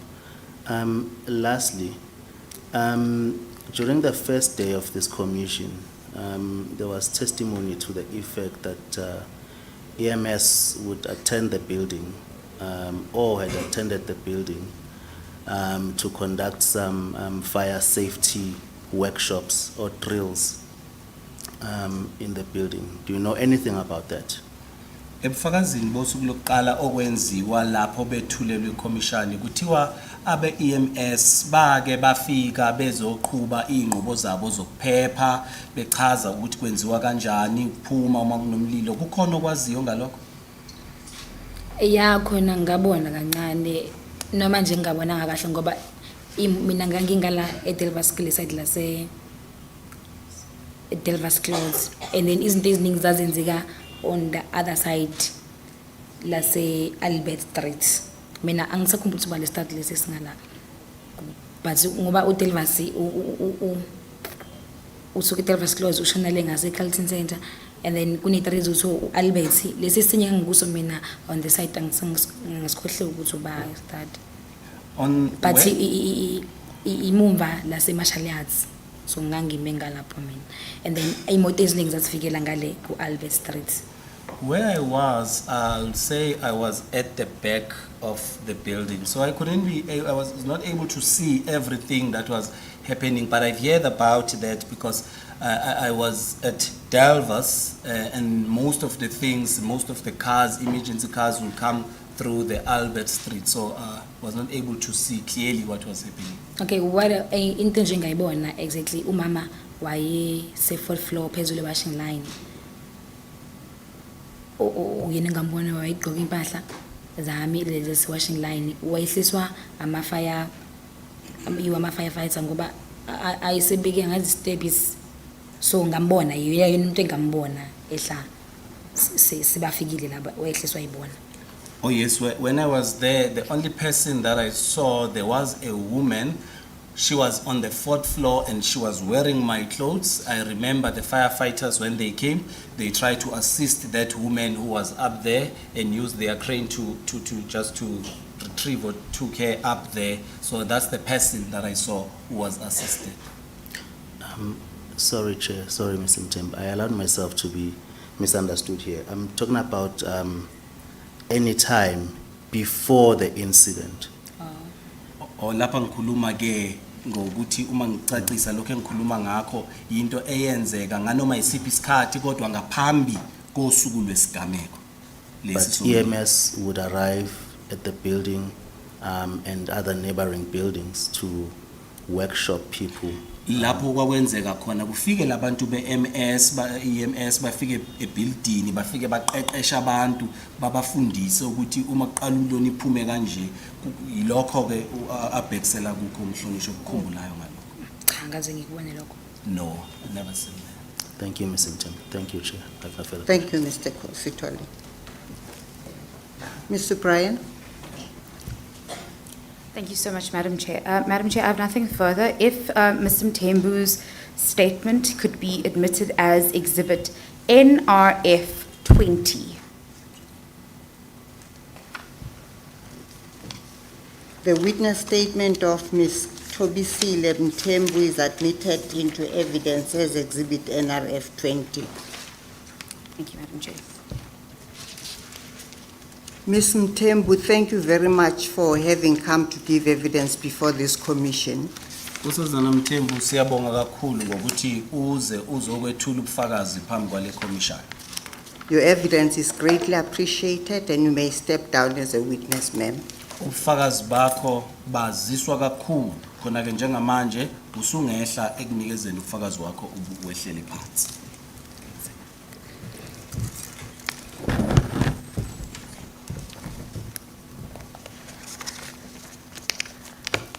Madam Chair, we'd like to next call up Mr. Sipamandla Sibaya. He will need assistance of a Zulu translator.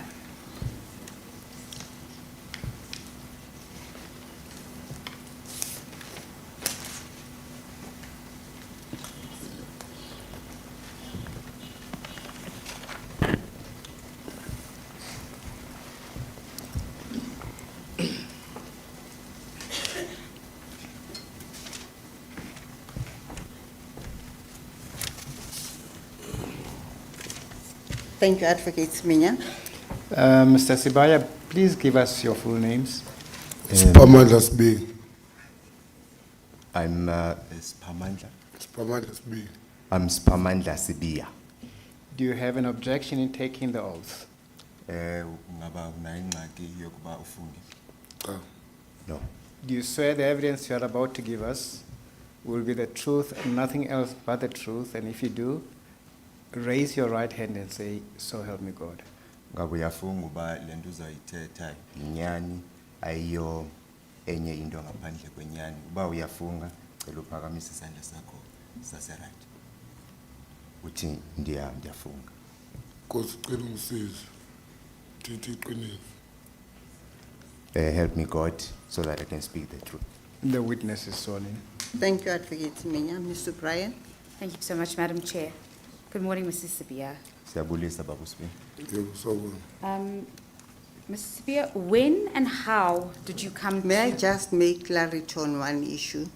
I see the interpreter is talking isiXhosa and the witness is Zulu speaking. Yeah.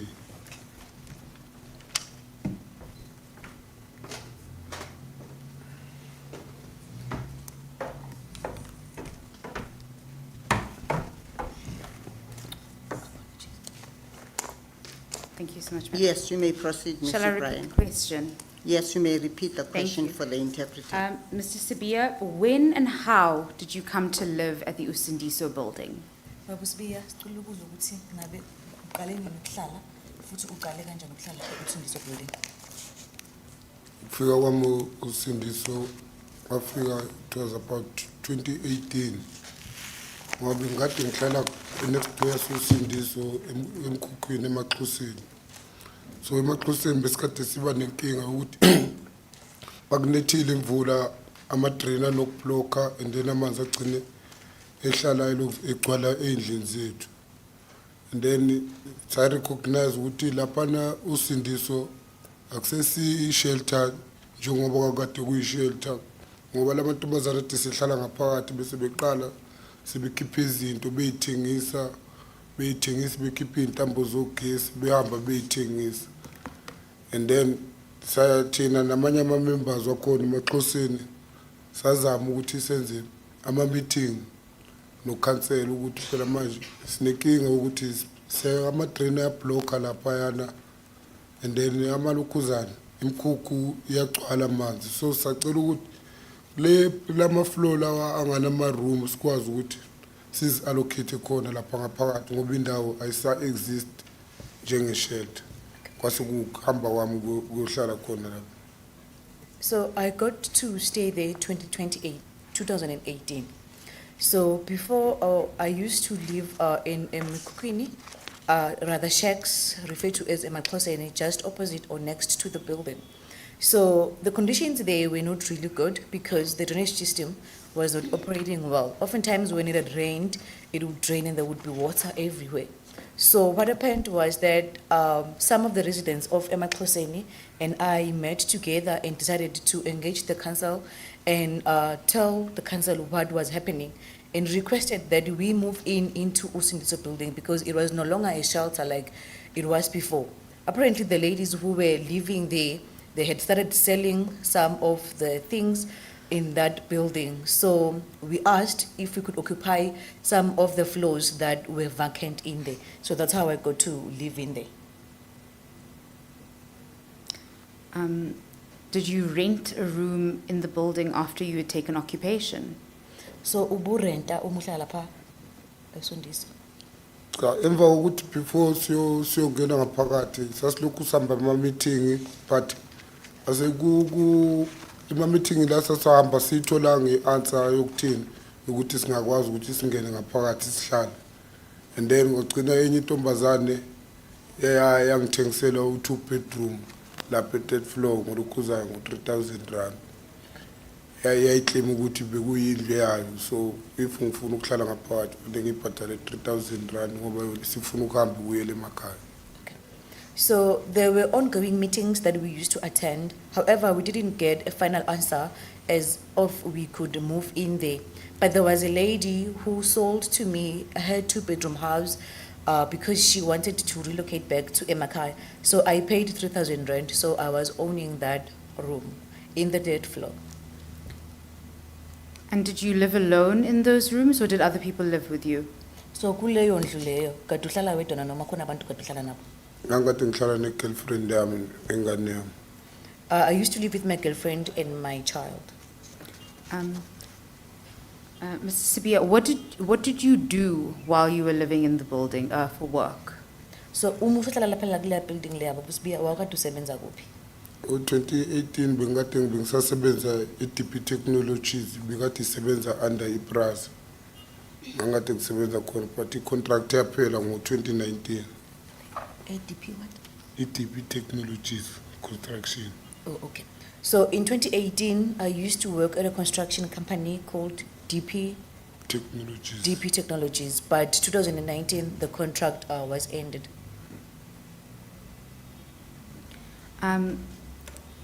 Could you describe the conditions of the building from when you lived there to the point of the fire? And, sorry, carry on. Sicela usichazele ukuthi isimo sokuhlala lapha kuleya building belinjani muqala hlala khona 2018 kuze kufike lobusuku bomlilo. Ukufika kwami 3rd floor kwaku-right ngoba kwakade nje kuyo lama room vele kade khona originally, and then kwakade kune-open space kwezinye indawo. Kunezinye indawo zinamashawa nama-toilet, ku-right isimo sakhona. And then ngahamba ngayo emakhaya ngavaleleka emakhaya ngalezi ndaba ye-disaster le-COVID.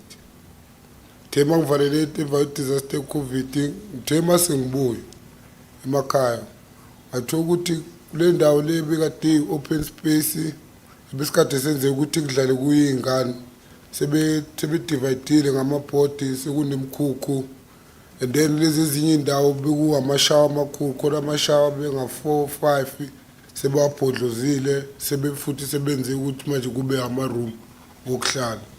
kuthiwa ukuthi manje futhi sebeyanjani sebeyarentisa sekukhona nabantu laba abarentayo ngaphakathi but ukufika kwethu kwangekho umuntu wayirenta. Okay. So moving in there, the conditions were fine. There were places where there were showers.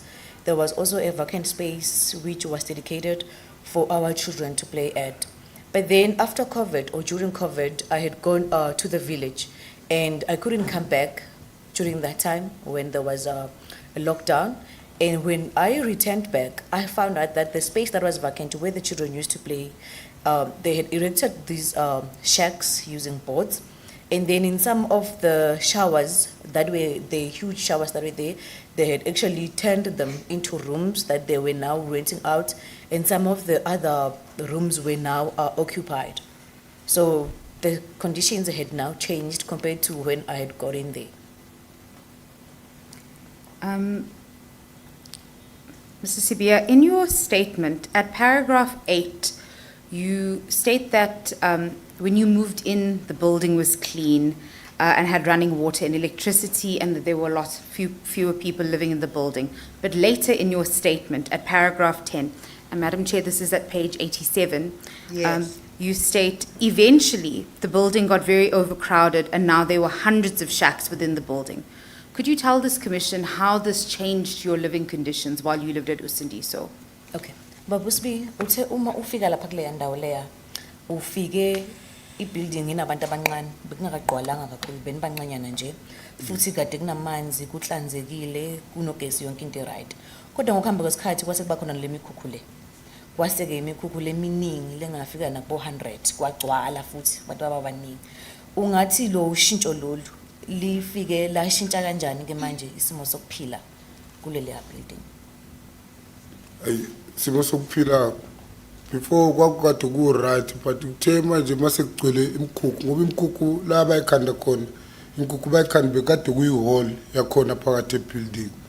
So sithe masebekhandile imkhukhu lapho besekunabantu laba bokufika abantu bangaphandle besekuyiwa ade sebegcwele uthothi manje ebusuku sekunemsindo and then amagate uthothi awasavala wasalokhwa sekune-up and down nje isiphithiphithi.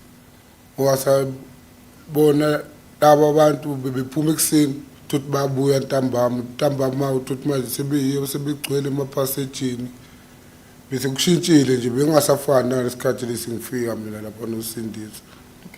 So when I go there, there was that hall down there. But then after those shacks were erected, now it was crowded and there were also foreigners. And then now there was a lot of up and down, up and down. You find that there's people living in the passages, going up and down. So it was just no longer like how it was when I had moved in. And did you have any engagements with government officials, be it people who worked at, for electricity companies or the police or anyone from the state? Wake waba nokuxoxisana thizeni mhlambe nezikhulu ebeyiphuma mhlambe kuhulumeni noma mhlambe nemaphoyisa noma khona nje eGoli. Waba nengxoxo thizeni nabo. Usahlala lapha ngaphambi komlilo he. Ngaphambi komlilo sasinokureporta nje ukuthi laba babenza crimes besibareporta ukuthi emaphoyiseni but amaphoyisa umuntu behamba umusinini usuyambona umuntu usekhona futhi. No, but we used to report the crimes that were happening there, and oftentimes people would be taken away, perhaps maybe arrested, but after a couple of days they would be back. Thank you. Mrs. Spear, in your statement at paragraph 11, but I will be turning to page 88, you refer to a committee of the building that would ask for contributions of money towards fixing the electricity. How much were those contributions and how often did you contribute? So, ebufakazini bakho obuthulile ngaphambili uthe bekukhona ikomiti kade likhona lapha kulela building lela lebelalikoleka izimali thizeni. So belalikoleke malini ngomuntu futhi bekuba ngemva kwesikhathi esingakanani? Ikomiti elalikade likhona kwakukhona abosisi vele ababehlala bakhona lapha ile ndawo isa-exista njenge-shelter yakapastor Jane.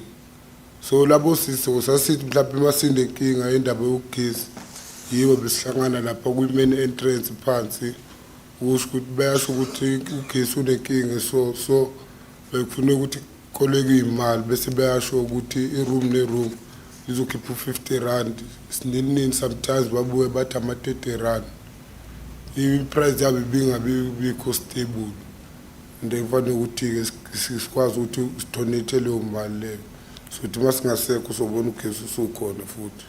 Bekwenzeka benikwenza kangakhi mhlawumbe emva kwey'nsuku ezingakhi amaviki amangakhi into enjalo lezo zimali benikhipha? Lezo mali besiyikhipha nje uma kusuke kunenkinga yagesi. Okay. So there were these ladies that had started living there back when it was still a shelter. So we would meet with them whenever we had this power cut. We would meet with them at the entrance, and they would tell us that each room should contribute sometimes 50 rand, sometimes 30 rand. It would vary. And then there wasn't really a particular point that it's after certain months or certain weeks, but it would happen only when they've disconnected the power. Okay. Thank you so much. Mrs. Sabia, could you tell this commission about the police presence in this building? I note that your statement makes note of the frequency that the police would visit the building. Okay. Sicela usichazisele kahle ukuthi ukuba khona kwamaphoyisa estatementini osikhiphile ukile washo ukuthi amaphoyisa bewajwayele nje ukuthi abe khona lapha kulela building lela. Asosichazisele kabanzi ngalokho. Amaphoyisa ayayifika ngaphakathi ebuildingini ukuthini laba bantu ababamba ikunzi, some of them bebehlala ngaphakathi, abanye bebengahlali ngaphakathi, bebesuke bebamba ikunzi ukuthi manje bafike nabantu abanjani abahlala khona ngaphakathi la. So in then ukuthi siyabareport emaphoyiseni bayathathwa ababoshwa abanye ababoshwa, then nalabo abanye futhi bese besithengisa ama-drugs laba abathengisa ama-drugs kahle bebengathengiseli ngaphakathi ebuilding, babathengisela ngaphandle berenta la ngaphakathi, kodwa kuthe kusuka kuhamba isikhathi bese begcine bethengisela ngaphakathi futhi khona la kuma-floors lana la kuma-entrance la besikhathi esingena kuso wasebenzisa. So we used to report crimes to the police because there were robbers who resided in that building, but some were not. But whenever they had robbed people, they would come into the building. So we would report those crimes, and also there were people who were selling drugs. At first, they would sell outside, but as time passed by, they would start selling or dealing from their rooms or even from the entrances. So that's what we used to report to the police, and they would come. And so the police arrested the drug dealers from the building when they were called? So amaphoyisa bayathi mabafika ke bese yababopha laba abenza idakamizwa nanwabiza. Ade babopha kodwa manje ukuboshwa khona umuntu uzohamba ekuseni ntambama uyambona futhi usekhona umuntu ungazi ukuthi ngoba lo muntu lokuthe utholana nama-drugs kodwa naku futhi usebuyile ungazi ukuthi kwenzakale kanjani. Yes, they would arrest them, but what would be a shock, it would be that you would see them taking you see the police going away with the person in the morning, but the very same day afternoon, the person is back. So we wouldn't really know why is that happening because they'd actually found the drugs with that person.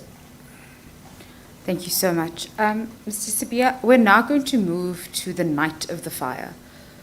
Could you tell this commission, in order to assist us, about your narrative on the night of the fire and what you experienced when you became aware of the fire and how you got out of the building? Okay.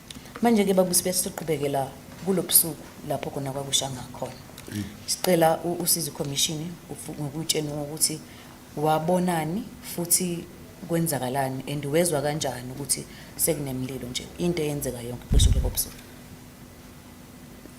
Alilanga lomlilo angade endlini ngoba eflatini sasikade silale ile kwangade kunengena gesi kwakade kuyilo shedding but uthe masubuka ugesi wangabuye eflatini kanye nelinye iflat liseceleni khona ngapha so salala nje ngoba futhi kwakuphathi nensuku the kuphathi kwamabili maybe 12 to 1 somewhere lapho ngaphaphama nje ngumuntu ukuthi ngiphaphamisa umchamo ngihamba ngawuchamo abuya ngalayita ugwayi nje mangisahleli kanjalo ngilayita ugwayi ngezwe nje khala ungathi kunamabhodlela afayo ungathi kunomuntu onjani uyisa iphodlela angibhemi kwa ibamfisha Mr. Sbi ukuzuzo ukwenza ukuthi utolika azotolika yonke into oyishoyo ube mfisha.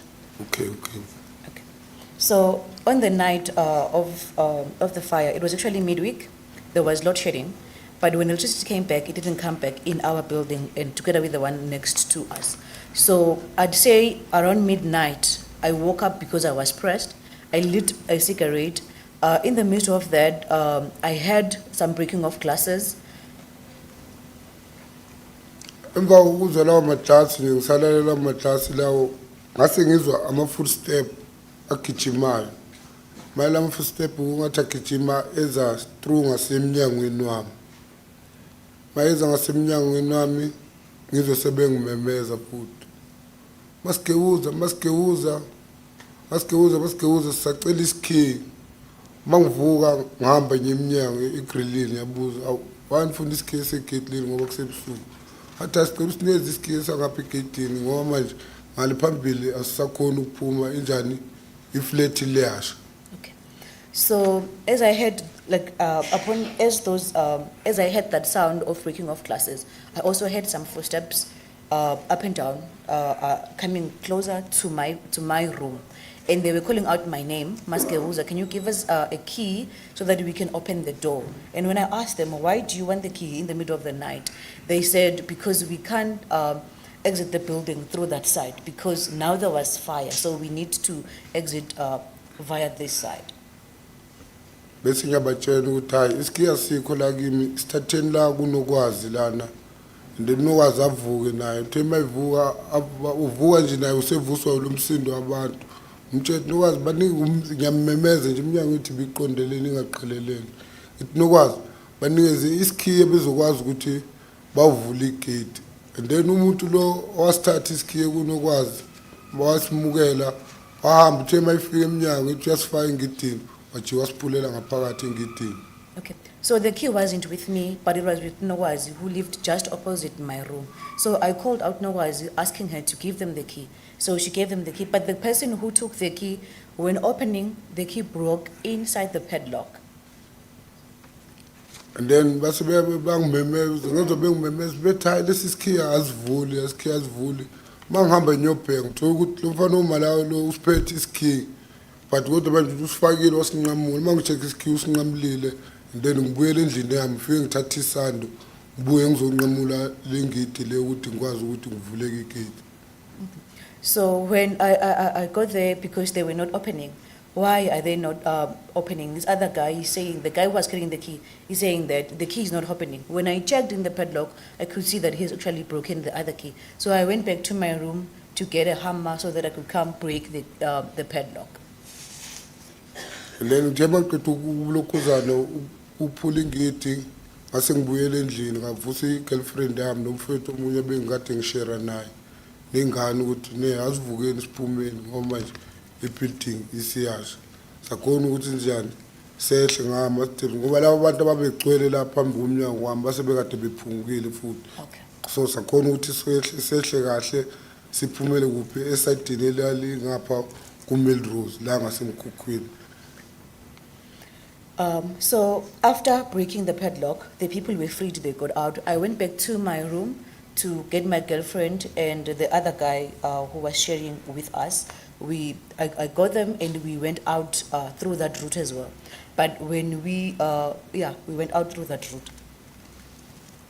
Emva lokho ngaphinde futhi ngagijima mina ngabuyela endlini ngafika nje ngathatha nje isikhwama sasinempahla zokugqoka ngakhona ukuqubula nje i-TV kuphela ngaleso sikhwama leso and then ngabuyela phansi sengizama ukubheka futhi khona laba futhi ababeclose kimi kwakujabu kunanosiya futhi ababehlala ngaphezulu sengizama ukuthi ngibheke bonake ngaphandle.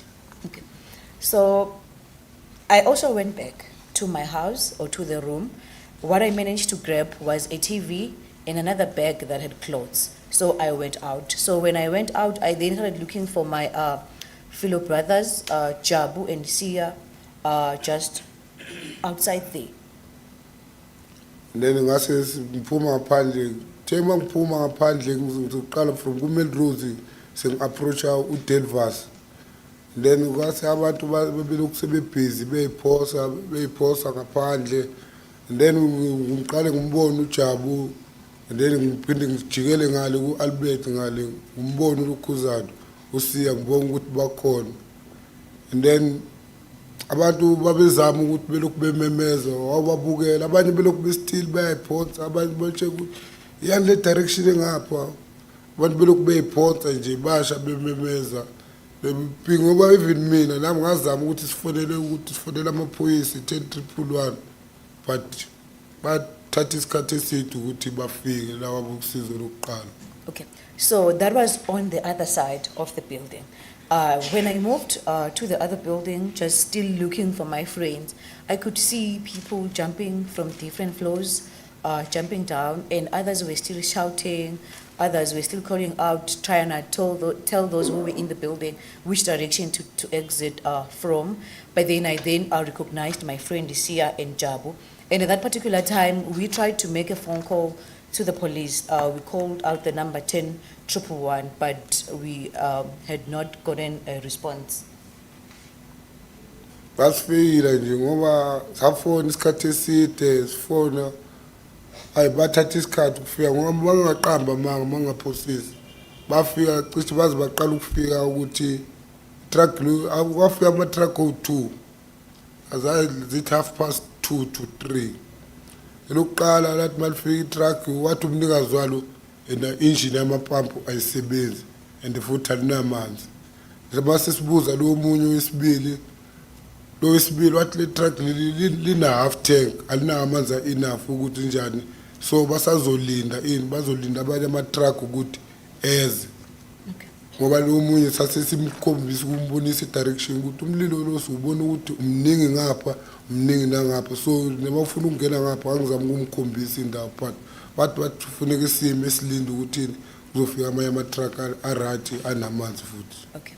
So what I can say is that they failed us because we kept calling, but they took forever or they took a long time to get there. Upon getting there, 2 trucks got there. The first one actually had no water, and the guy said their pumps or engine pipes were not working. And then the other truck was half filled, and they said the water that they had wasn't enough to put down the fire. And then he tried with others to show them which side was the fire larger, trying to point them as of how they could actually try to extinguish the fire. And then the others said they won't be able to, the other truck said they won't be able to put on the fire, so they have to wait for other trucks to come. And Mrs. Sibia, what time would you say this was all happening at, if I had accidentally missed it? Okay, uma ungasicela ukusibekisela isikhathi ukuthi mhlambe ungathi bafika ngobani isikhathi labantu? It was after 2, bafika after 2 siziyale ku 3. I'd say it was after 2 going for 3 a.m. Thank you. After the fire, Mr. Sibia, were you assisted in any way by any government entity or NGO? Ngemva komlilo ngabe wakhona uthola usizo mhlambe ku government noma ama NGOs laba bazimele nje? Sithi ke besithatha ngeFriday besithatha besisa le of land, basithatha bafika basinikeza iphontshe of land lena, and then kwafika laba ama NGOs besidonatela ngeimpahla, and then ukudla kwakuhlala kukhona every day. Kufika ama NGOs basidonatele ngeimpahla, and then kwagcina kuthiwa sibhalisa ama ID ku Home Affairs, kuthiwa sibhalisela boSASSA. Imali yasesasa ngaze ngiyithole yona leyo, i-ID angaze ngiyithole even namanje, and then ngathola only 2,000 rand nje ye Red Cross. So I wouldn't really say much, but on that day, on Friday, we were taken to Offland. When we got to Offland, some NGOs donated clothes to us and as well as mattresses. Food was available, was constantly there. And then we were asked to register our names and IDs so that we could get, like even SASSA, we registered for SASSA and also Home Affairs. I haven't received any money from SASSA, and I haven't received my ID. But I received 2,000 rands from the NGOs, Red Cross. from Red Cross. Emva kwalokho ke base beyangisuse lokuzaneni eHofland bangithatha bangibeka le eWembley shelter le sasikade sinamanye ama colleagues sasikade su43 babesisa khona, and then kuthe futhi before December usizanele we-human settlement wafika wazosithatha wasitshela ukuthi asihambeni siyobona indawo le enjani abasikhandele yona.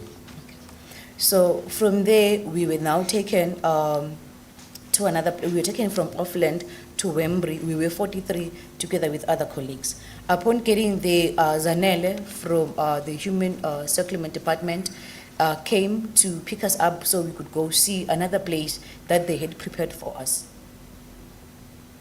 Emva kwalokho wabuya wathatha abanye thina sasingade singekho sisemsebenzini, and then wasesithembisa ukuthi thina abanye sisele lapha eshelter uzobuya sithathe niningi eyi6 zika December, but leyo nto ayenzakalanga until namanje. Okay. So actually that happened before December. But then on the 6th of December, she came to pick other people. I wasn't there, I was at work. So she came and picked other people to go live in this area. And then she said she would come get the rest of us. But up to today, that hasn't happened. Thank you so much, Mrs. Sabia. Madam Chair, I see it's just after 1. Would you like us to proceed or to take the lunch adjournment? How long do you have to go for your examination? I think I have 2 more questions, very Yes, you briefly. may complete it. Thank you so much, Madam Chair. Mrs. Sabia, do you have any submissions for this commission as to the cause of the fire? Babuspi, ingabe unako ongakuthula phambi kwekomishini ocabanga ukuthi kwasusa lo mlilo? Hayi, anginalo ulwazi ngoba even sathi nje mase ngiphumile ngaphandle kuntombazane bathu usiphiwe bithengisa ugwayi lapha ngaphandle, athi ngizwa yona yathena khona umuntu wayememeza nje ungathi uyashaya umuntu owendoda. Uthe after lokho kuthe makuthuleka lapho leyo ndoda ibikade ikhala, uthe wezwa nje futhi sekuscream umuntu esethi umuntu kuyasha. But ukuthi umlilo waqala kanjani anginalo ulwazi lapho. No, I don't have any idea. But there was a lady who was selling cigarette outside. She says prior to the fire, she had a gentleman screaming as if he was being beaten. And then after some time, that screaming went off. But then again, just moments after, another person was screaming, saying that there's fire, there's fire, there's fire. But as of what happened exactly, I don't have an idea. Thank you so much. Mrs. Sabia, lastly, could you tell the Commission about how the fire has affected you afterwards, both in terms of the losses you suffered and your mental condition thereafter? Okay. Babu siyacela utshela iCommission ukuthi ukuhlukubeze kanjani lo mlilo mhlambe ngezempilo zakho nangokuphila kwakho nje. Ayish. Umuntu uhlukumezekile khona. Ngoba into yokuqala nje counseling umuntu akayitholanga, umuntu uzama ukuthi uzuzikhansele wena. Then ukuhlukana nabantu busubazi ubajwayele senithathana ngathi family. Hey. And then kunzima nje my sister, since after sashela nje indawo le besikade sihlala kuyo kunzima nje ngoba even namanje ngaze ngaphuma eshelter ngoba ngoDecember ngikufanele ukuthi ngibe nezingane zami, ngaze ngacela umunye umfowethu ukuthi ngicela ukuthi ngishare naye la group le khona ngizokwazi ukuthi ngoba uDecember kufanele ngihlangane nezingane zami le shelter le ayikhona ukuthi ngene ngibe nazo. I've been really affected emotionally, more so, and we haven't received any kind of counseling. I have to counsel myself at times. And in terms of having a place to stay, it also affected me because at some point in December, I had to meet up with my children, but it wasn't possible. I had to ask a brother in town that he can offer me some space there so I could get to meet with my children. But I'm really affected. I'm really affected. Thank you so much, Mr. Sipia. Madam Chair, I have no further questions. Thank you, Mr. Bryan. I think this would be an appropriate time to adjourn for lunch. We'll reconvene at 2 o'clock.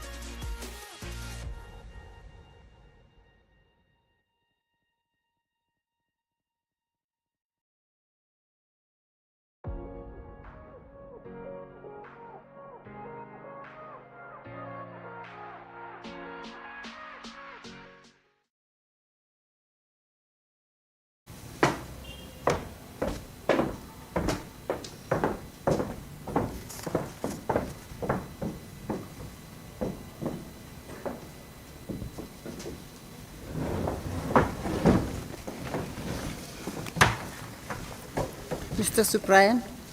Ms. Subrayan, sorry. Madam Commissioner, when we had concluded, I just finalized all my questions for Mr. Sibia. Okay, thank you.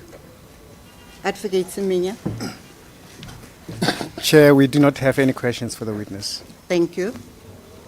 Mr. Koza?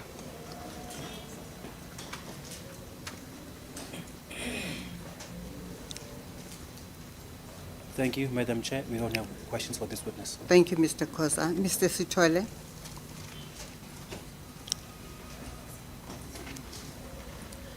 Thank you, Chair. Thank you, Commissioner. Just 2 questions of clarity, please. Yes, you may proceed. Thank you, Chair. Mr. Sibia, how are you? Baba Sibiya unjani?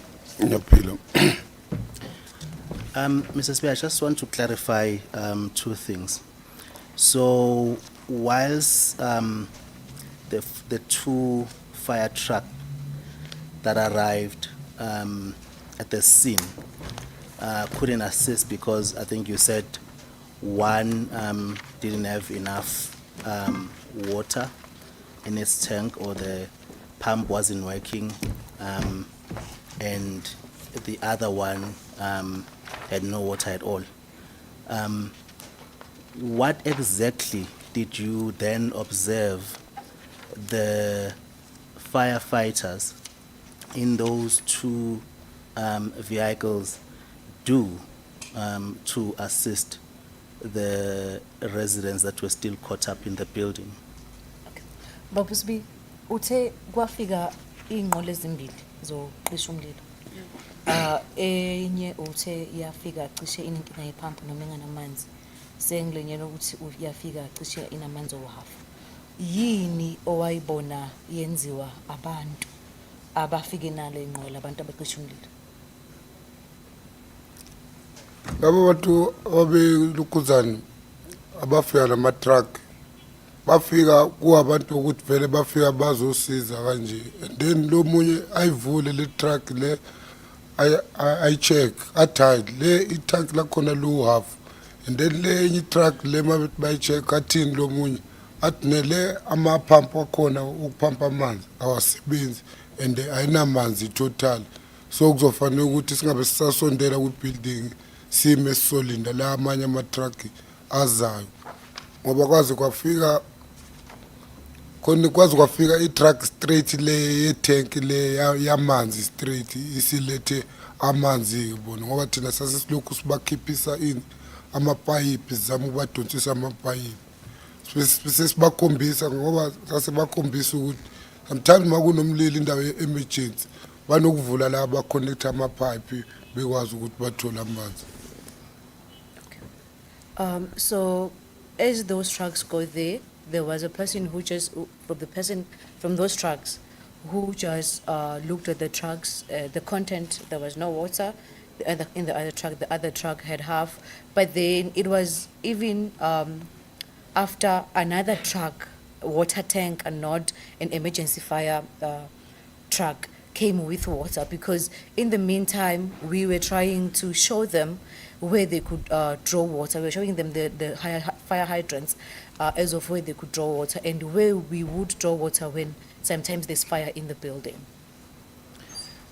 So, Mr. Sibia, would it be a fair observation that besides your endeavors to show the firefighters where they could draw water and other things that they could do to assist people, they took no initiative to do anything in their own accord?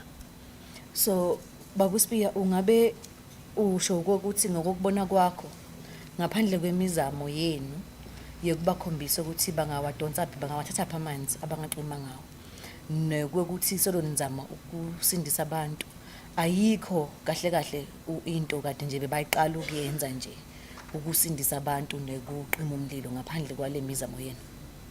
Hayi, alukho ugqoza ababenalo. They didn't Alukho ugqoza ababenalo.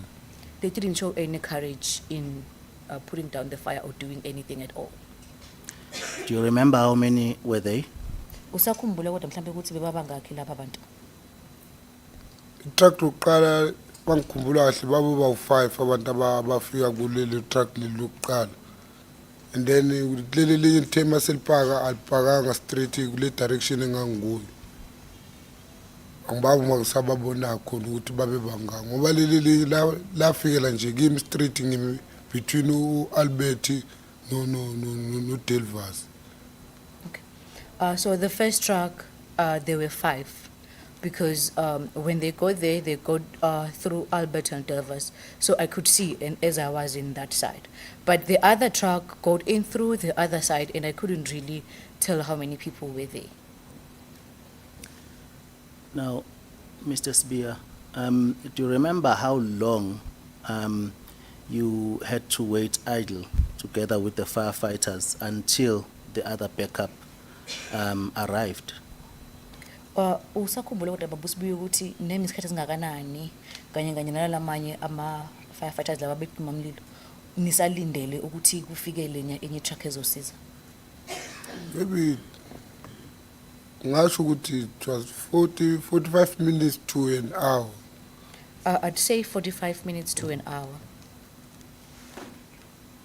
Ngoba bazi baqala ukuthi umlilo ngathi uyacimeka sekuqala ukuthi sekuyakhanya nokukhanya manje usuyabona ukuthi sekuba ntathakusa manje kwasikhathike le sekufika lamanye ama-truck sebeqala sebekhuphula i-step ladder namapipe wamanzi but umlilo wawusu-already usumushile. I'm saying this because some movement in terms of trying to save the building and the people began only when it started to dawn. And that's when the other trucks had arrived. So we could see them putting up steps and putting up pipes to put down the fire and also saving people. It was almost at dawn. So it was a long time before they could get there. Lastly, Mr. Spear, in your own words and observation, do you think the arrival of prepared and equipped firefighters could have assisted the situation in any way? Babusibuya ngokubuka kwakho ucabanga ukuthi mhlambe kube kwafika ama truck azoqhuma umlilo lapho bafika bakulungiselele futhi ba ready ukuthi vele bazoqima bawuqala umsebenzi bawenza ngabe kwasiza yini ngandlela thizeni? Kube babe fully prepared babe ngabasiza abantu abaningi. Ndlela wakwenzeka ngayo isikhathi sasisilindile nesikhathi sasifona nje before befika kube nabo labo oqala babe fully prepared babe ngabasiza labo bantu labo esabaswele. Yes. Kodwa ngokuthi babe ngekho fully prepared ethwa kwamushaka. Yes, it really could have helped, because if the first truck came prepared, a lot of people that were lost in the fire could have been saved. But because they got in there unprepared, we lost all these people. Thank you, Mr. Spear. Thank you, Chair. Thank you, Commissioner. Thank you, Mr. Stolle. Mr. Bryan. Thank you, Madam Chair. Madam Chair, if Mr. Sibaya's statement could be admitted in as NRF 21 for the record. It is so admitted. Thank you. Thank you, Mr. Sibia, for coming to give evidence before this commission. Siyabonga babusibuya ngokuthi uzothula ubufakazi ngaphambi kwe-commission. You may step down as a witness. Siyabonga. Before you proceed, Mr. Bryan, I think I have a request to make. If we may allow Mr. Mnyandu to address the commission.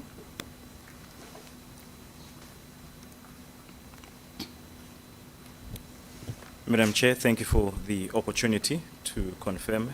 Tobani Mnyandu from MNS Attorneys on behalf of the City of Johannesburg and its entities. Madam Chair, at the outset, we'd like to reiterate our commitment as the City of Johannesburg to assisting this commission in obtaining statements, getting evidence that will lead to findings and recommendations as is required of this commission. That reiteration comes as a result of us not having been able to meet the obligations that were on the city in respect of the ruling that was made last Friday. Earlier today, Madam Chair, Madam Mapena, a commitment was made to submit all statements by this Wednesday, being the 7th of February. However, upon reflection, Madam Chair, Madam Commissioner Mapena, I would like to request that the city and its officials and entities be permitted in a staggered fashion to submit the outstanding statements between today, the 5th, and by no later than Saturday, the 10th of February 2024. We do this not to constrain the Commission, Chair, but out of a need to make sure that there is some cover that is given in order to make sure that the deadline that is set, we are able to meet as the city. We kindly request, Madam Chair, with that said, that you kindly consider the request and permit that the City of Johannesburg and its entities may submit the outstanding statements in a staggered fashion between today and make sure that all statements required of it are submitted by close of business, that being 1700 hours on Saturday, 10 February. Thank you, Madam Chair. What is the date on Saturday? It is the 10th of February. Mr. Siminya? Mr. Mnyandu said he's putting his neck on the line, so we won't oppose the request. Mr. Mnyandu, Madam Chair. the Commission is constrained to accede to your request to submit the statement in a staggered fashion from today until Saturday, the 10th of February 2024. You've put your neck on the block. Let's make sure that this undertaking is met wholeheartedly. Thank you, Chairperson. We shall do so. We Thank are you. indebted to the Commission. Thank you. Ms. O'Brien? Thank you so much, Madam Chair. Madam Chair, if we may please call Maditaba Ramatsoso. Her statement may be found at page 93 of the bundle. I believe Ms. Ramatsoso may require an interpreter, but I haven't been advised of the language.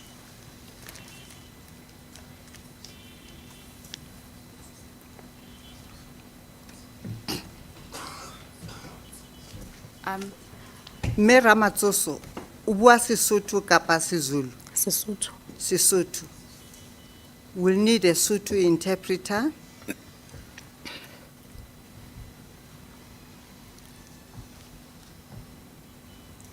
We don't seem to be having a Sotho interpreter available, Ms. O'Brien.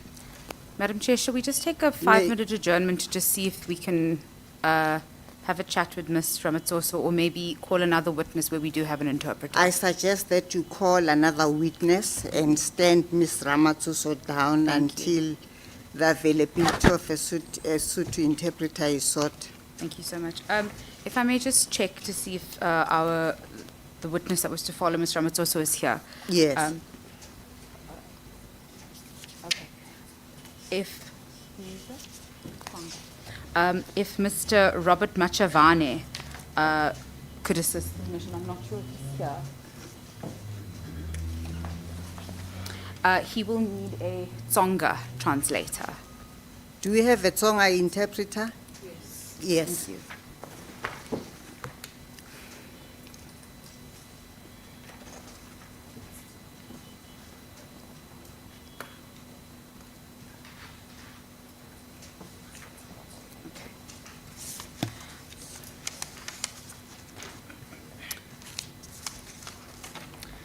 Madam Chair, Mr. Machavane's statement begins at page 90 of the bundle. Thank you.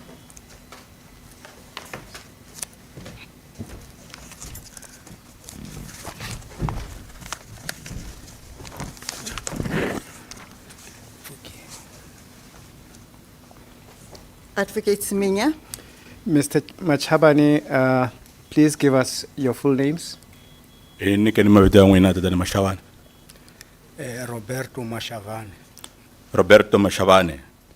The evidence you are about to give us, you swear will be the truth, nothing else but the truth. And if you do, raise your right hand and say, so help me God. Xana ma tiyisisa leswaku moni lebyi mi nga ta ti nyika laha i ntiyiso ntsena handle ka ntiyiso loko swi ri tano tlakusa voko ra wena ra xinene u ku Xikwembu ni pfuneni vula ntiyiso. Xikwembu ni pfuneni vula ntiyiso. The witness is sworn in, Chair. Thank you, Advocate Siminya. Mr. Brian? Thank you so much, Madam Chair. Good afternoon, Mr. Machavane. Ihlekani Mashavane.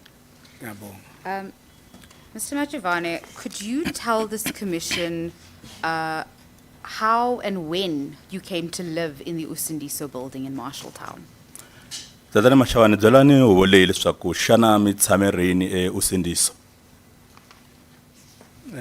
Ni tshamile xiphemu xa 29 before ku ta humelela xiendlakalo lexi. I only stayed there for 3 months before the incident. And how did you hear about the building?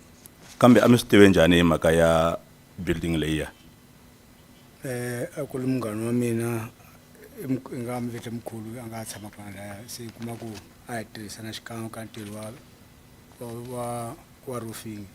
Through a friend whom we were working in the construction, doing roofing together. And when you moved into the building, what floor did you live on and what were the conditions like?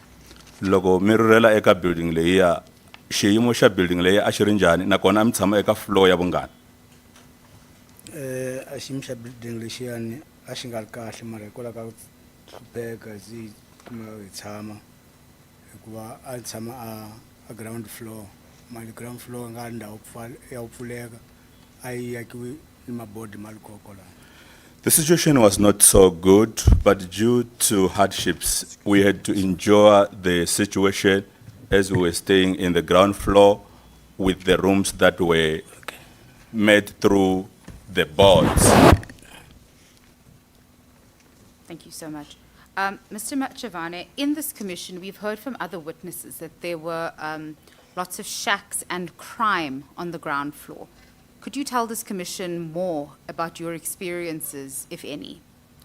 Huvo leyi se yi swi twile leswaku eka building leyi a ku ri na swiyimo swo hambanahambana swi nga hlanganisa vugevenga na swin'wana swilo swi nga humelela.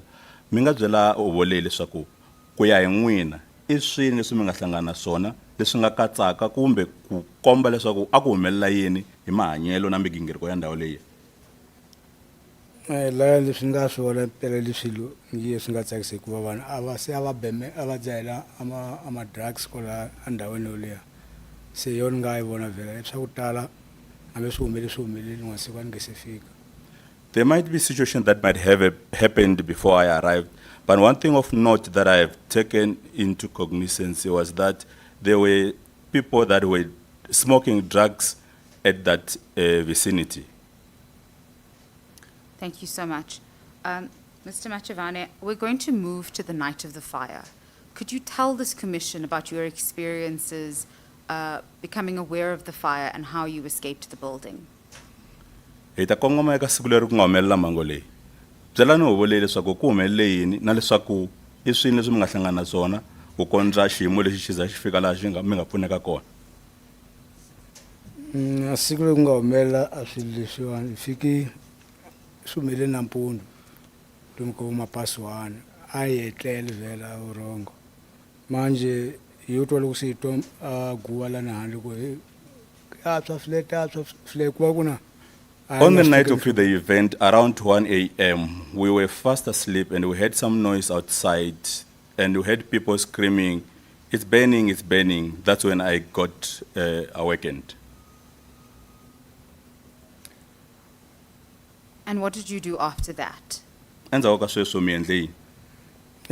Endzhaku ka leswo hikuva nga ndhawu vhela a guwa la kona liheli ni swi twile vurhongweni swi vona nga ku na a ntiyisi no twa swi twila vurhongweni ni twe mpfuka ku va ku ri a ndzilo se u pfarile ndhawu hinkwayo ni zama ku develop-a ndzilo u kuma swa ku na a ndzilo wukulu swinene develop-a laha ni nga za ni tshwa kona nhloko leyi ni zama ku develop-a ni ya laha kusuhani la passage.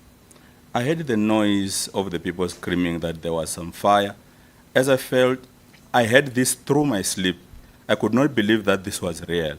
But eventually I woke up. When I tried to wake up, I saw some raging fire. When I tried to jump, I jumped and I eventually got burnt on my head. And from that point, how did you manage to escape the building? Could you maybe take this commission through from waking up and being burned, how you managed to exit the building? Kusuka kwalaho byelani huvoleli leswaku ku humelele yini kusuka laha mi nga kota ku tlula mi ya tshwana nhloko ku kondza mi ta humela handle laha se mi nga ta mi ta pfuneka. Hlamuselani huvo leyi hi vuenti leswaku i swini swi nga humelela hi ku landzelelana. Loko ni ta va se ni humile layani ka passagini no tsutsumela ku huma handle laha ni nga kuma vanhu va ku tala vhela van'wana se vhela a va luzi vutomi va nga etlelisiwi na mina no fika va ku lava nga limala a va tshami ndhawu yin'we ta va kota ku va siza. When I managed to get through the fires, I jumped and got outside. And when I got outside, I found some other people that were already lost their lives. And word was said that those who were injured should stay on one side. I accompanied those who were injured. Thank you. Mr. Machivane, in your statement at paragraph 7, which is on page 91, Madam Chair, you say the following. The fire brigade came after a while.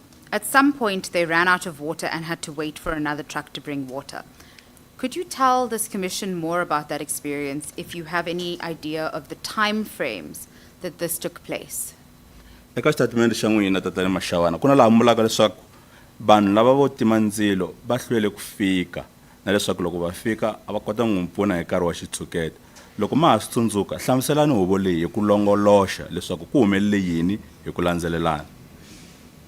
A swi khumbuka swin'wana a na ha swi khumbuki leswi swi khumbuka hi ku hambiloko va fikile mara va fikile vhela endzhaku ka nkarhi movha vhela u nga ka u nga na mati kahle ivi siku a za ku ya ta un'wanyana wa wutsongo u ta chela mati ku swi ma njhani a na ha swi vona kahle ku na mina se a ni peneleni. My memory is not that faithful, but what I recall is that when the fire engine came, it was not fully resourced. One thing that I remember was that they could not be able to bring out water to help put out the fire, but I have got no good recollection of what happened on the day in question. Thank you. Mr. Machivane, you mentioned that you were burned on your head. Were you then assisted with medical assistance after you had exited the building and stood in the designated area for people who had injuries? Mkombele leswaku siku leri ya mi tshwe nhloko xana mi se mi kuma vutshunguri kutani loko mi hlamuseri leswaku mi ya tshama eka xiyenge xa vanhu lava nga vavisekile. Ya hi kumile vutshunguri a Hillbrow Hospital manje ku rhangisiwe lava nga tshwi ku tlula mina hikuva mina vhela a swi nge si vonaka kahle a ku humetela mati lawa se ni landzele ndzhaku mara lo siku rolero. Indeed, I got medical attention, but I was not one of the people that were taken or that were given priority, as it wasn't clear whether I got burned or not, but my body or my head was flowing with what looked like some liquids. But eventually I got some medical attention at Hillbrow Clinic. Thank you so much, Mr. Machivane. Mr. Machivane, could you describe your losses that occurred from the fire? Did you lose anyone in your family or friends, or any belongings as a result of the fire? Tatana Mashawana xana mi nga swi kota ku hlamusela huvo leyi hi ku lahlekeriwa ka n'wina eka mhangu leyi swi nga va swi hlanganisa vanhu kumbe xana lava nga lahlekeriwa hi vutomi kumbe nchumu un'wana na un'wana wa nkoka lowu nga tshukaka mi lahlekeriwa hi wona hi siku leriya? A wu lahlekeriwa hi xaka manga mali kona mana na wona ma twile si va ku a va kona va ka n'wina va nga li kona va lovile mara a hi nga tivana a ho tshama vhele nga tivani na mina a nga ri nkarhi ni fikile se ni timpahla ta mina vhele ni nga na tona ti nga lahleka. Other than my personal belongings that include clothes, I heard over some period of time that there were some people that were related to me that also lost their lives in that building. But I hadn't met them yet since I had just arrived. Thank you so much, Mr. Machivane. I'm very sorry for your loss. Mr. Machivane, since the fire, immediately after the fire, could you detail any assistance you received from the government or any philanthropic organizations in aid to the residents of the building? Xana endzhaku ka mhangu leyi ku kona mpfuno wo karhi lowu mi nga hlangana na wona u nga va huma ka mfumo kumbe eka mihlangano yo ka yi nga ri ya mfumo lowu mi nga tshuka mi wu kuma kumbe yi tihlanganisa na n'wina? U ve kona hikuva switshembiso swi ve kona, so a swi endlakala swi za swi endlakala hikuva va hi tshembisiwile va ta hi nyika rin'wana siku hambi va mala ku hi siza Red Cross leswaku hi ta xavaxava swin'wanyana nga va yini ku hi pfunapfuna hi yona. Mara naswona mali leyo i jikajiki nkarhi wa ku leha leswaku hi kona hi nga za yi kuma 2000 yona a wet leyi. Indeed, we were given some philanthropic help that came from an organization by the name of Red Cross to the tune of 2,000 rand. Other than that, there were also promises that came from the state that we are yet to receive. What, if I may ask, what promises were made, Mr. Machevane? Or what do you refer to specifically? Kambe loko mi vulavula hi switshembiso leswi mi nga endleriwa kumbe ku byeriwa swo huma eka mfumo i switshembiso swa muxaka wihi? Switshembiso loko va fika vhela mfumo a wu hi tshembisa ku na ku ni 3 flat leyi va nga tshika ku va hi twela va hi tshamanyana ka yona hi tivi swa vona ma hele kwihi. Ndeni laha hi tshamaka kona a shelter ku nga hela hambi wo va nini hikuva ni le va nga yisiwa vanghano ka mikhukhu nga kona ndhawini le va nga kona vamakwerhu nakona vo a hi zanga hi kuma mikhukhu va ta hi landza hi ti 6 ka wet leya ya January va zanga va voneki sa leswaku hi ta helela hi ta tshama kwihi. The promises that came from the state involved the procurement of a certain apartment where we were going to be relocated to, as well as the shelter. And one of the promises was that we were going to be given some assistance in form of accommodation on the 6th day of January, but we haven't got any response yet. Thank you so much, Mr. Machevane. My final question is, because you lived on the ground floor and this commission has heard that the fire had started on the ground floor, do you know what the cause of the fire is in your personal capacity? Tatani Mashavani kutani loko mi vurile leswaku a mi tshama eka ground floor and commission leyi se yi swi twile leswaku ndzilo u tumbuluke eka ground floor. Mi nga ta mi ri na vutivi byo karhi lebyi hlanganisaka ku twisisa kumbe ku tiva leswaku xana ndzilo lowu u pfa hi kwihi ke? Laha ni nga hemba vunwa mara wona ntsena i ntiyiso u twale kona ground floor u ve u khupukela henhla mara a ni zanga ni ve ni vuxokoxoko ku ni nga vulaku na swi twale njhani. I can confirm that indeed the fire broke out from the ground floor, but I've got no knowledge of how the fire started. Thank you so much, sir. Madam Chair, I have no further questions for Mr. Thank you, Machevane. Mr. Bryan. Thank you. Advocate Siminya. We have no questions to the witness. Thank you. Advocate Mr. Koza.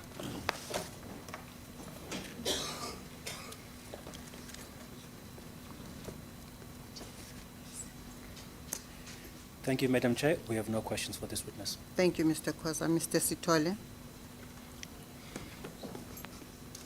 Thank you, Chair. We have no questions. Thank you. Mr. Bryan.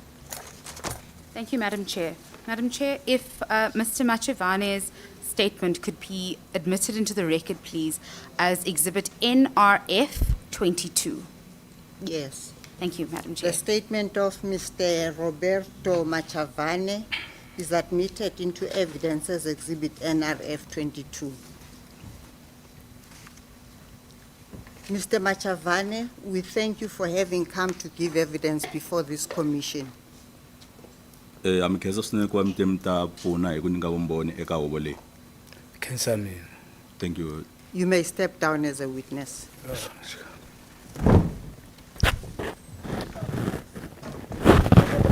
Madam Chair, I've been advised that there may be difficulties today with a translator for Ms. Ramatsotso.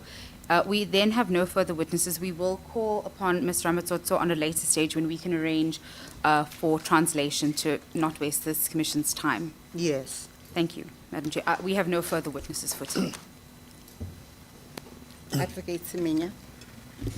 Chair, we are then going to be reading into the record statements of various witnesses. We have the chairs and commissioners' files with us.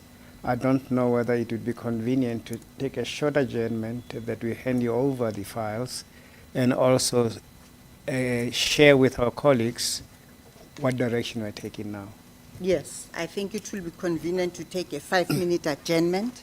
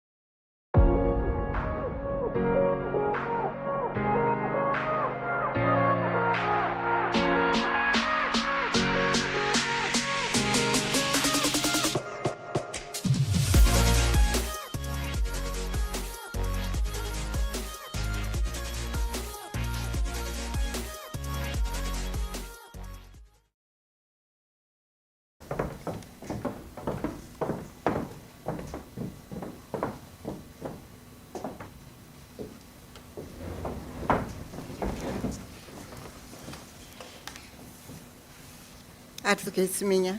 Chairperson, we thank you for the indulgence. Ms. Matiza, my colleague, will be reading some of the statements into the record. Thank you. Ms. Matiza.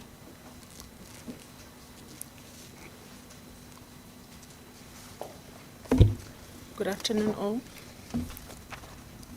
I would like to place it on record that I'll be deducting personal information from the statements, such as telephone numbers, ID numbers, and passport numbers. If we can all turn to page 1.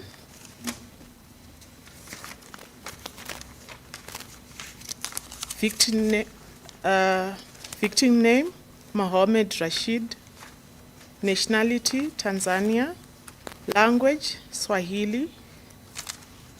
Gender, male.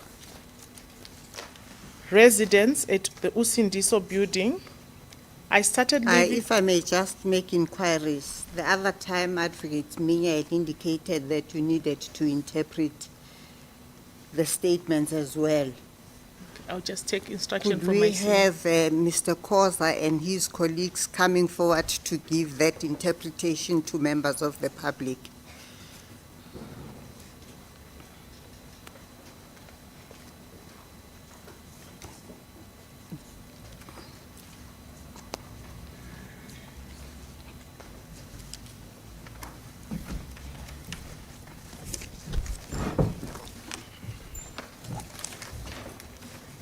Yes, Ms. Matiza, you may start.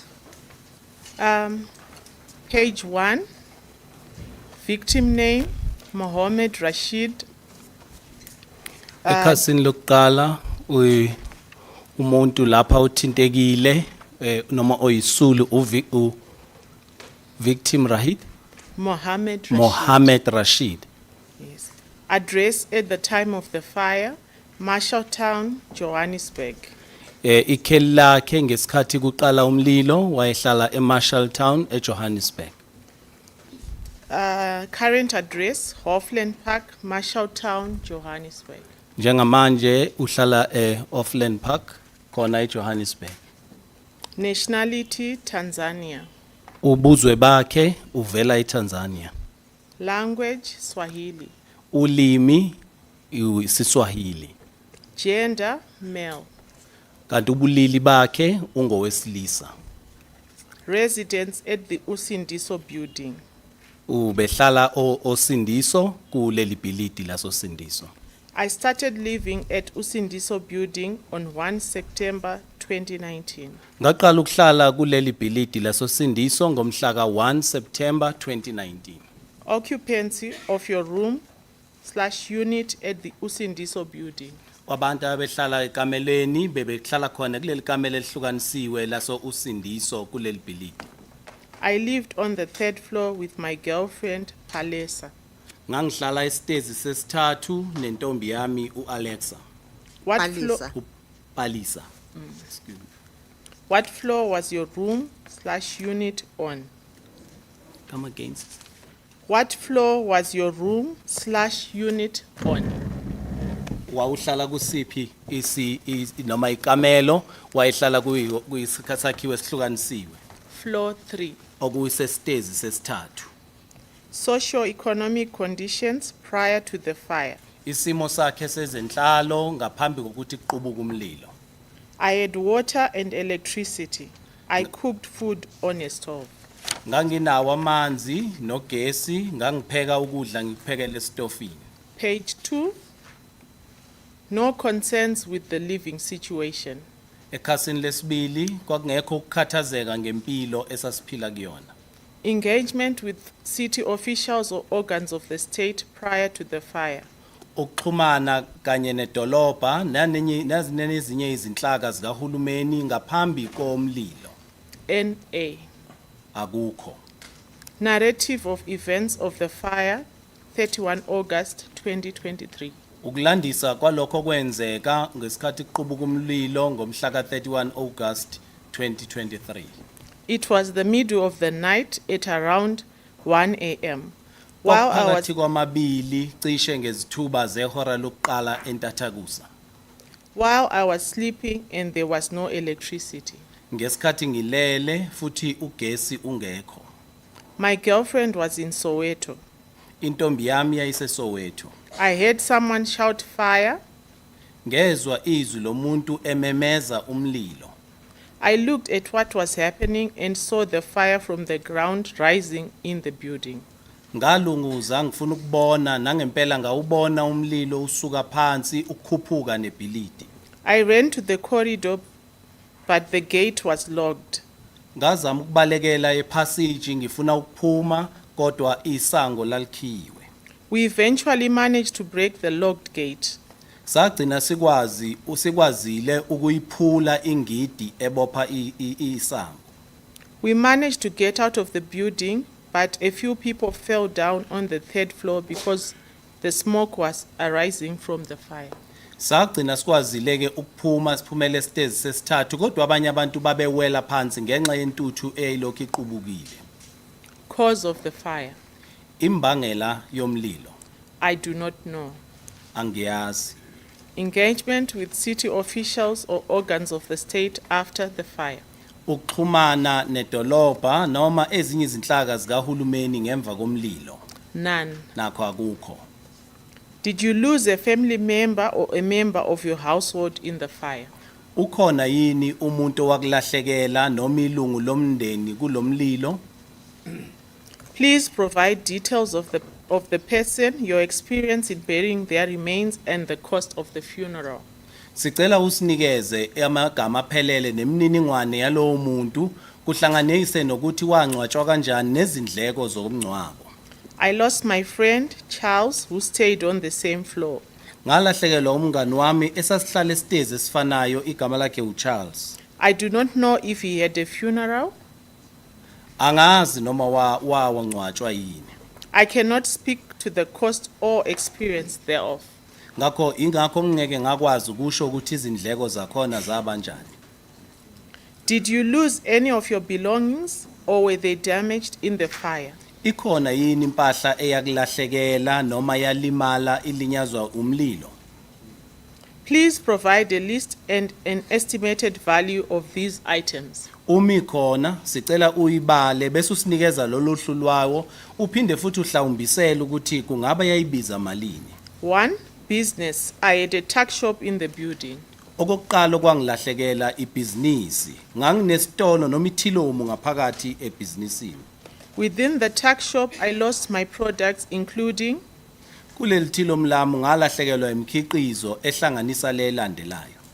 fridge sachets estimated around 5,000 rand / 6,000 rand. Excuse me, can you come? Fridge sachets. Fridge.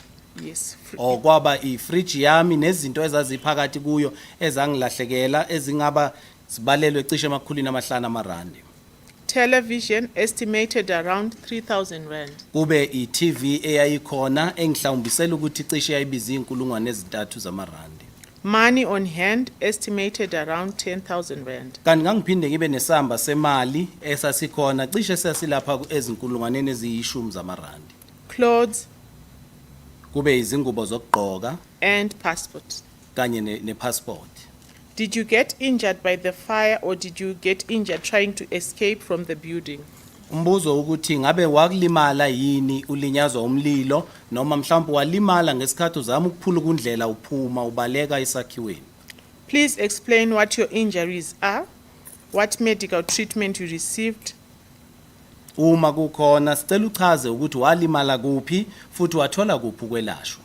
which hospital / clinic you received treatment from, Wasiwa kusiphi isibhedlela noma umtholampilo lapho wafike welashelwa khona. and what medical costs you have paid so far. Nokuthi kwaba imalini izindleko osuzikhokhile kuze kube manje welashwa. Please also advise if you have recovered from your injuries and what medical treatment you still need. Sicela usitshele futhi ukuthi ngabe usululeme yini kuleko kulimala nokuthi futhi ingakanani imali oyikhokhayo ngalokho kwelashwa. No. Akukho. Page 3. Ekhasini lesithathu. Did you lose any materials or stock related to your business? Kukhona yini impahla yakulahlekela noma isitokwe sakho esowusebenzisa ebhizinisini? Please provide a list and an estimated value of these items. Uma sikhona sicela usibalele zona bese uphinde uhlawumbisele ukuthi cishe kuyimalini. Yes, I lost the following. Yebo nakho kwangilahlekela. Fridge sachets estimated around 5,000 rand / 6,000 rand. Izinto ezazikhona efrijini ezibangelelwa ku5,000 noma ku6,000 wamarandi. Television estimated around 3,000 rand. Ngalahlekelwa ithelevishini cishe ehlawumbiselwa ku3000 wamarandi. Money on hand estimated around 10,000 rand. Imali yayikhona ngaphakathi esandleni yayibalelwa lapha ku 10,000 wamarandi. Did you lose any income as a result of not being able to work or run your business? Likhona yini ihole lakulahlekela ngenxa ukuthi awusakwazi ukuqhubha ibhizinisi lakho? Either from being injured, traumatized, or having lost materials or stock related to your business. Kungaba ukuthi mhlambe walahlekelwa yilo ngokushiswa umlilo noma mhlambe ngokwethuka okwenzeka noma ukwasala nakho ngomzwelo kodwa okwenza wawungabusakwazi ukwenza imali obuyithola ngebhizinisi. Please provide us with the details of your employer, income earned, and the date when you returned to work or were able to continue with your business. Sicela usinikeze imininingwane yomqashi wakho uma ekhona nakho konke okwakwenzekile ngemva kwalokho nokuthi kwabanjani uma usuphinde ubuyela kuyena. Yes, but strictly from selling products from my tuck shop. Yebo, ngalahlekelwa kodwa konke engawangilahlekela ilemkhiqizo engangiyithengisa kuleli thilo mlama. Compensation received as a result of the fire. Isinxephezelo wasithola ngenxa yalomlilo. Red Cross paid 2,000 rand as a voucher to recover from the fire. Abako Red Cross bakhokha imali ezinkulungwane ezimbili ngenxa yalomlilo ngenxa yomonakalo owawubangwa umlilo. Socio-economic conditions after the fire. Sinjani isimo sakho manje sezomnotho nezenhlalo ngemva komlilo? I stay in a shelter. There is running water and electricity, toilet facilities, and kitchen facilities. Ngihlala esakhiweni njengamanje esinamanzi, ugesi, amanzi aphume impompini futhi kunakho konke engidingayo njengamanje. Relief sought. Come again? Relief sought. Relief sought. Yes. Isiqapheziso. Excuse me, thank you. Into manje eyakhipha kulokho noma isinxephezelo ositholile ngalokho. 30,000 rands to 50,000 rands. Ngithole isinxephezelo sezinkulungwane ezingaphakathi kuka 30,000 wamarandi kuya ku 50,000. Any other relevant information? Kukhona yini olunye ulwazi ocabanga ukuthi libalulekile? I would like to get an opportunity to go to school or get a job. Ngingalithanda ukuthola ithuba lokuthi ngibuyele esikolweni noma ngithole umsebenzi. I would like to get my passport as well. Ngingathanda futhi ukuphinde ngithole ipassport yami. Madam Chair, may I think before you proceed, just a correction, Mr. Khoza, isinxephezelo osifunayo not ositholile. Thank you, Chair. I couldn't hear. Yes. Yeah, thank you so much, Chair. Just so that we have the correct interpretation. Thank you so much. Yes. Madam Chair, may I request that this statement be admitted into evidence as NRF 23. MRF N. Yes, As in Norton Rose. Yes. NRF 23. Yes, Madam Chair.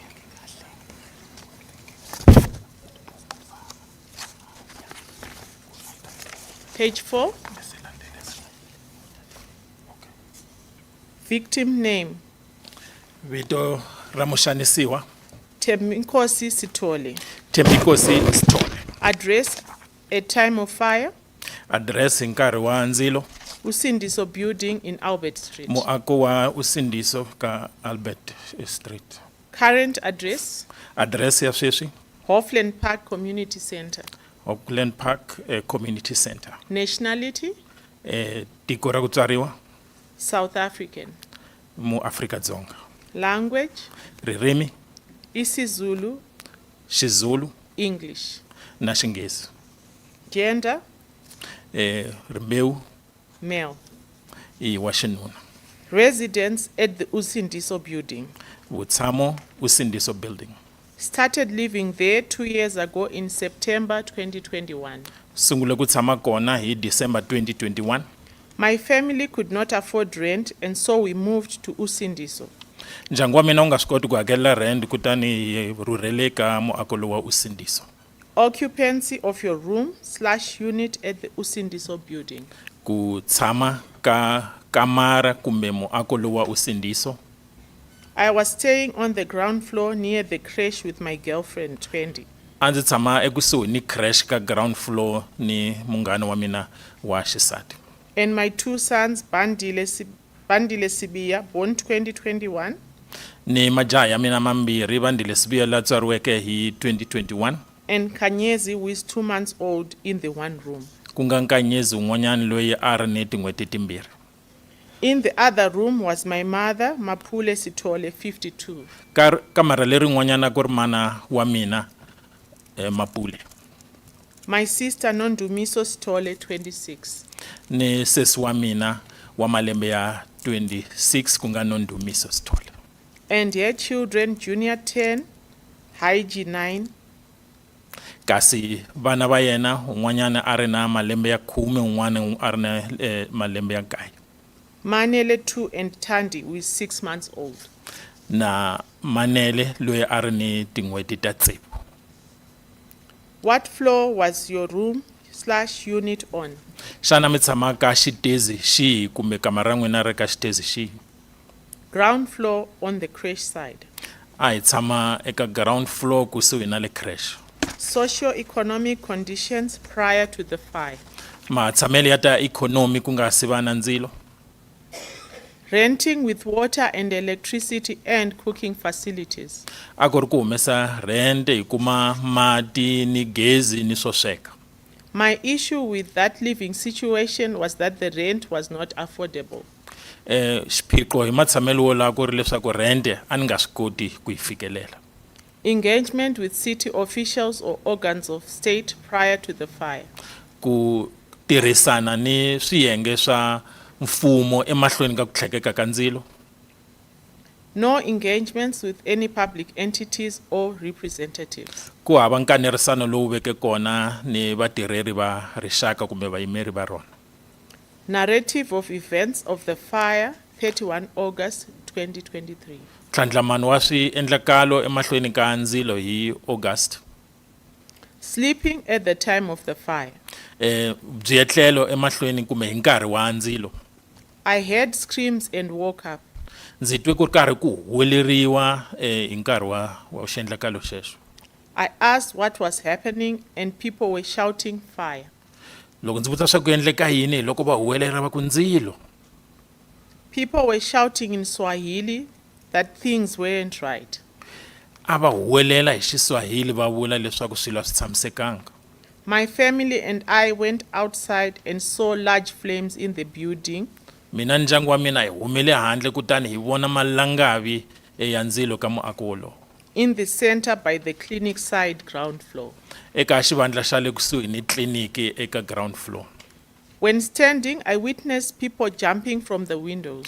Loko ndzi xiya ndzi vone vanhu va karhi va tlula va huma hi mafasitera.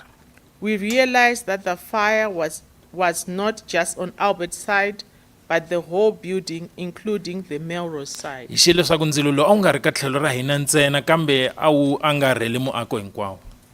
People from the opposite building were helping by placing mattresses for those jumping before emergency services arrived. Vanhu va pfuna hi ku andlala matirasi le hansi leswaku loko vanhu va tlula va wela eka wona ku nga si fika mpfuno lowa xihatla.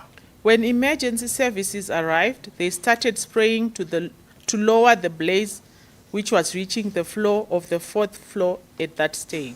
Loko lava xilamulela mhangu va fika kutani va cheletele mati leswaku langavi lera ri hunguteka tanihi leswi a ri ni matimba. The smoke moving through the building caused a lot of people to jump. Hikwalaho ka musi lowu a wu angarhela muako hinkwawo wu vangele leswaku vanhu va tlula. Emergency services, once there, tried to help those who were trying to jump to escape the smoke. Loko lava xilamulela mhangu va fika va ringetile ku pfuna vanhu lava va tlula leswaku va nga tlimbiwi hi musi luwa. Cause of the fire. Xivangelo xa ndzilo. I do not know what caused the fire. A ndzi tivi leswaku ndzilo wu vangiwe hi yini. Engagement with city officials or organs of the state after the fire. Ntirhisano ni vayimeri va doropa hi nkarhi wa ndzilo. The morning after the fire around sunrise, the people from the city came and offered buses to the community center. Hi mixo lowu landzeleke ndzilo va tile ni tibazi ku va kota ku pfuna vanhu lava a va khumbekile.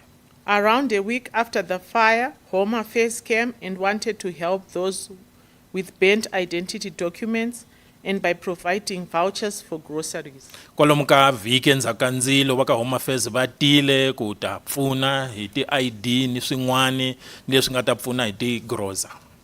Lots of non-profit organizations helped after the fire. Ku ni mihlangano yo tala leyi pfunaka rixaka leyi na yona yi pfuneke endzhaku ka ndzilo lowu. JMPD have come and tried to evict everyone from the community center 3 times. Baka JMPD va tile va ringeta kwalomu ka minkarhi ya yinharhu leswaku va kota ku humesa vanhu ka muako lowu. 20 October was the most recent attempt. Hi 20 October i nkarhi lowu na wona va ringeteke ha wona lowu nga riki wa khale. Saying it was no longer possible for them to stay there. Va vula leswaku swa ha koteki swa ku vanhu va tshama laha. And they replied that they had nowhere else to go as the city had not provided any alternatives. Kutani va hlamula va ku a ku kona lava nga yaka kona hikuva doroba ri va nyikaka ndhawu yo tshama ka yona. They even used pepper spray on some of the occupants in the shelter. Ni lava a va tshame ka ndhawu leyi ya vuhlayiselo va va cheleni hi pepper spray. The main reason for trying to evict us was that Red Cross gave us some money. Xivangelo nkulu xa ku va lava ku hi susa hileswaku Red Cross se a hi nyike mali yo karhi. Some received 4,000 rand. Van'wana va amukele 4,000 ya wa tirhandi. And others had to split the 4,000, which was not sufficient to get alternative accommodation. Kasi van'wana va avelane 4,000 yeleyo a yi nga ringananga leswaku va kuma ndhawu yo tshama eka yona. Did you lose a family member or a member of your household in the fire? Xana u lahlekeriwe hi xirho xa ndyangu hi nkarhi wa ndzilo? Please provide details of the person, your experience in burying their remains, and the cost of the funeral. Hi kombela vuxokoxoko bya yena ni swikoxo leswi u lahlekeriweke hi swona loko karhi u lahla xaka rero.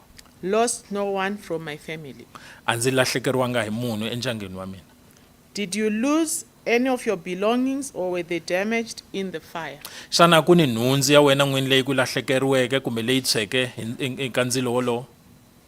Please provide a list and an estimated value of these items. Hi kombela u xaxameta swilo swa kona ni ndzinganyeto wa leswaku swi koxa mali muni.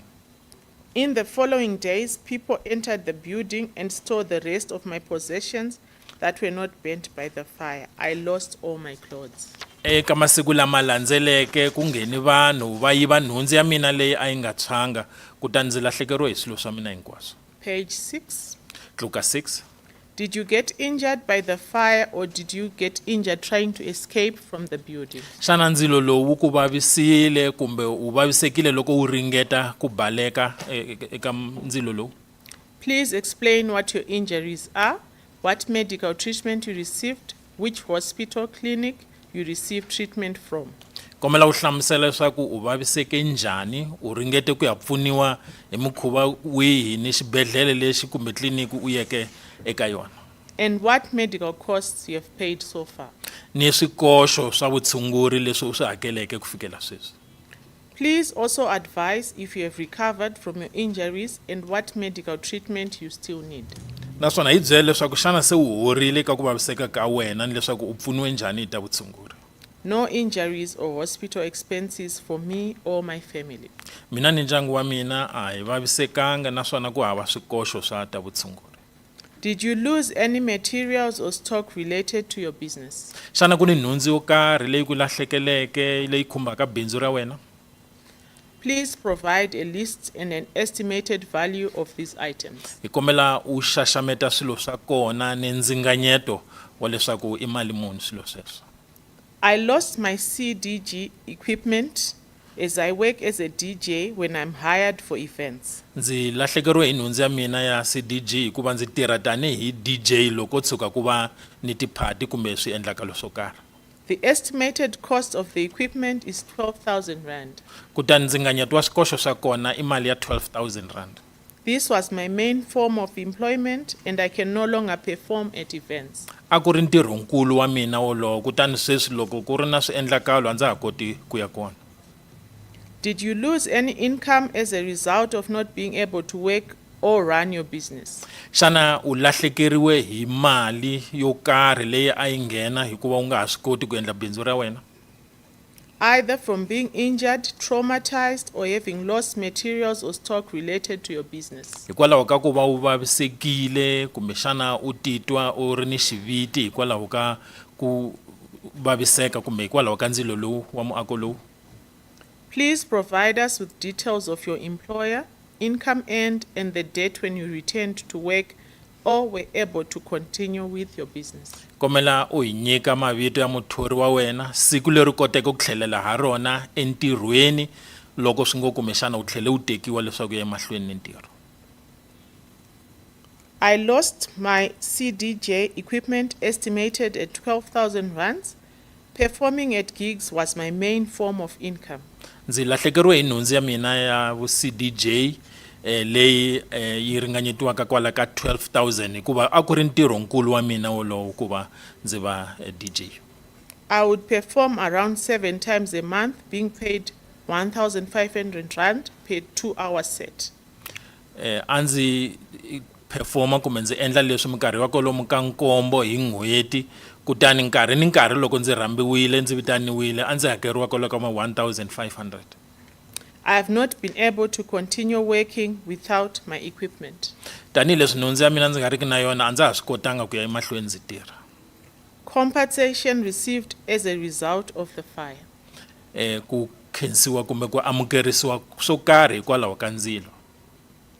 Red Cross gave me and my girlfriend 4,000 rands to share. Red Cross yi nyike mina ni ntombi ya mina mali ya 4,000 rand leswaku hi avelana yona. Other people received this amount individually. Kasi vanhu van'wanyani va amukele mali yoleyo ya un'we. Socio-economic conditions after the fire. Xiyimo xa matshamelo ya ikhonomi endzhaku ka ndzilo. My family and I have been living at the community center since the fire. Mina ni ndyangu wa mina hi tshame eka community center kusukela loko ku tlhekeke ndzilo. At the center there is water, electricity, access to showers and toilets. Ka xivandla xexo mati ma kona, gezi ri kona ni mfikelelo wa toilet wu kona. There is a kitchen, but we do not receive food on regular basis, which is a problem as we have children. Khishi ri kona kambe swakudya swi pfa swi nga kumeki minkarhi yin'wanyana. Relief that he seeks. Okay, sorry. Relief that he seeks. Relief sought. Oh, kumpfuno lowu wu laviweke. I would like accommodation for me and my family. Ndzi nga lava ku kuma ndhawu yo tshama ya mina ni ndyangu wa mina. I would be grateful for a job. Ndzi nga khensa swinene loko ndzi kuma ntirho. If I was able to receive CDJ equipment, loko ndzi kota ku kuma nhundzu leya CDJ, I would be able to start working again. Ndzi nga kota ku tlhela ndzi tirha. Any other relevant information? Rungula rin'wana ra nkoka? NA. Ku hava. Madam Chair, may I request that this statement be admitted as evidence, being NRF 24. So admitted.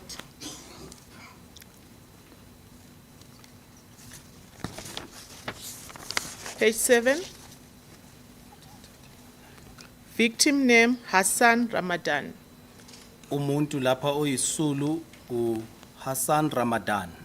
Address at the time of the fire. Ikheli lakhe ngesikhathi kuqubuka umlilo. 72 Corner Albert and Delvas. 72 Corner Albert and Delvas. Current address. Indawo ahlala kuyo njengamanje. Hoffland Park Community Center. Hoffland Park Community Center. Nationality. Ubuzwe bakhe. Kenyan. Owase Kenya. Language. Ulimi. Swahili. Iswahili. Gender. Kanti ubulili. Male. Owesilisa. Residence at the Usindiso building. Wayeyisakhamuzi noma umhlali wa kulesi leli bhilidi lase Usindiso. I started living at Usindiso in December 2020. Ngaqala ukuhlala kuleli bhilidi laseUsindiso ngoDisemba 2020. I was looking for a cheap room that I could afford, Ngangifuna ikamelo elishibhile engangakwazi ukulikhokhela. and that was the only one I could find. Futhi leli kwakukuphela kwalo engalithola. I was walking around and asking people, and that is how I ended up there. Ngangihambe ngibuza ngifunisela kubantu ikhona lokho kwagcina kungilethe kuleli bhilidi. Occupancy of your room/unit at the Usindiso building. Abantu ababehlala ekamelweni lakho noma egumbini lakho lapha ya Usindiso. I rented a room and a shop in the building. Ngafike ngarenta izinto ezimbili, ngarenta ikamelo kanye nesitolo kuleli bhilidi. I was staying in a room in the basement with 5 other people. Ngangihlala ebhilidini ekameleni ngaphansi kubasement nabanye abantu abayisihlanu.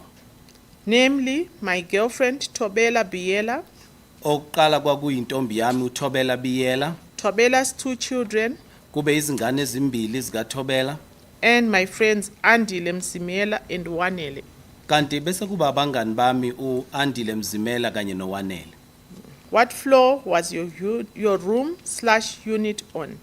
Lali kuphi ikamelo lakho kulezi zitezi zaleli bhilidi? Basement.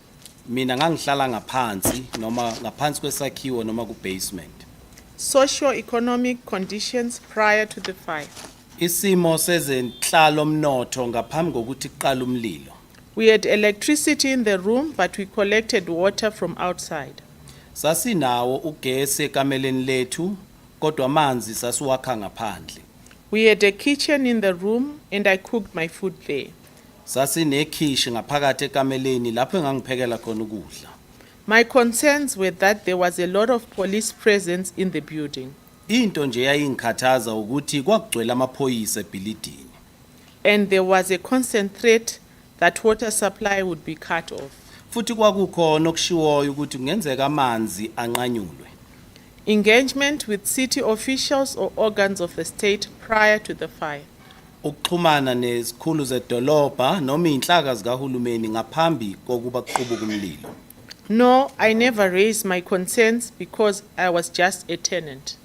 Lutho angaze nje mina ngizwakalisa izikhalo zami ngoba ngangimane nje ngiqashile.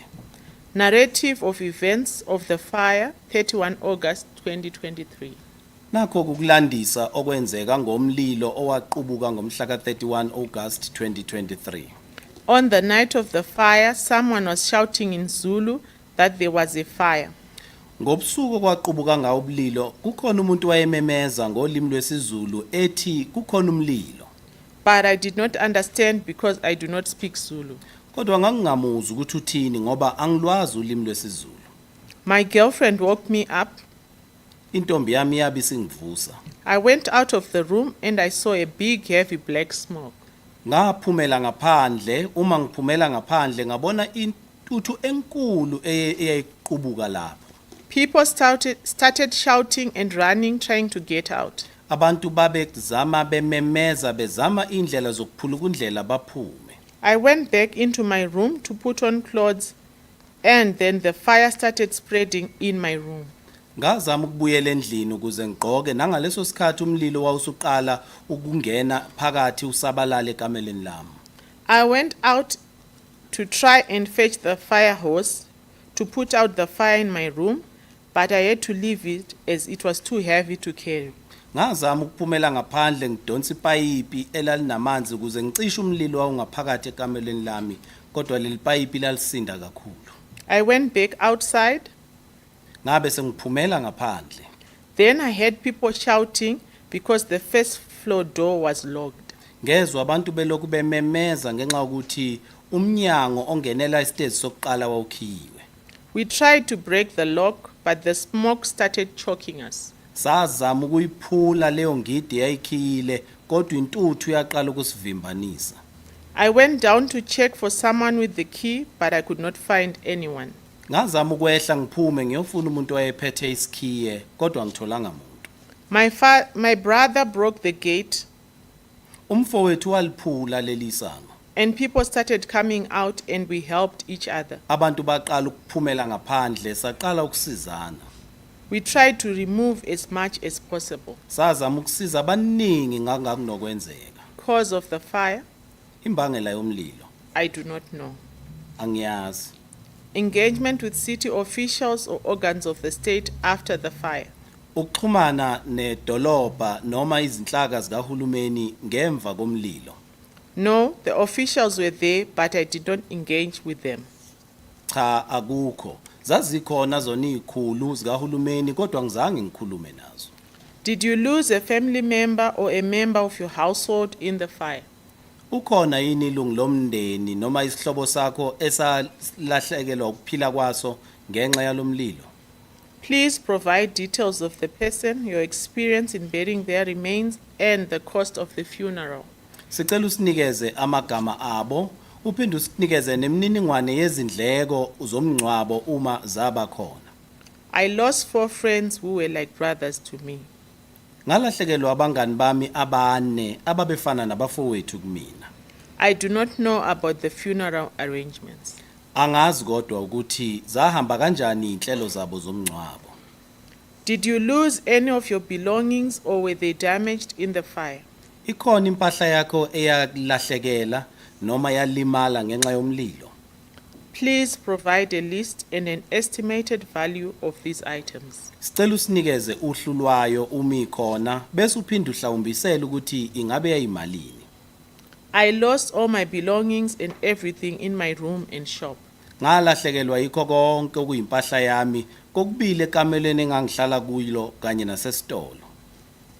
Did you get injured by the fire or did you get injured trying to escape from the building?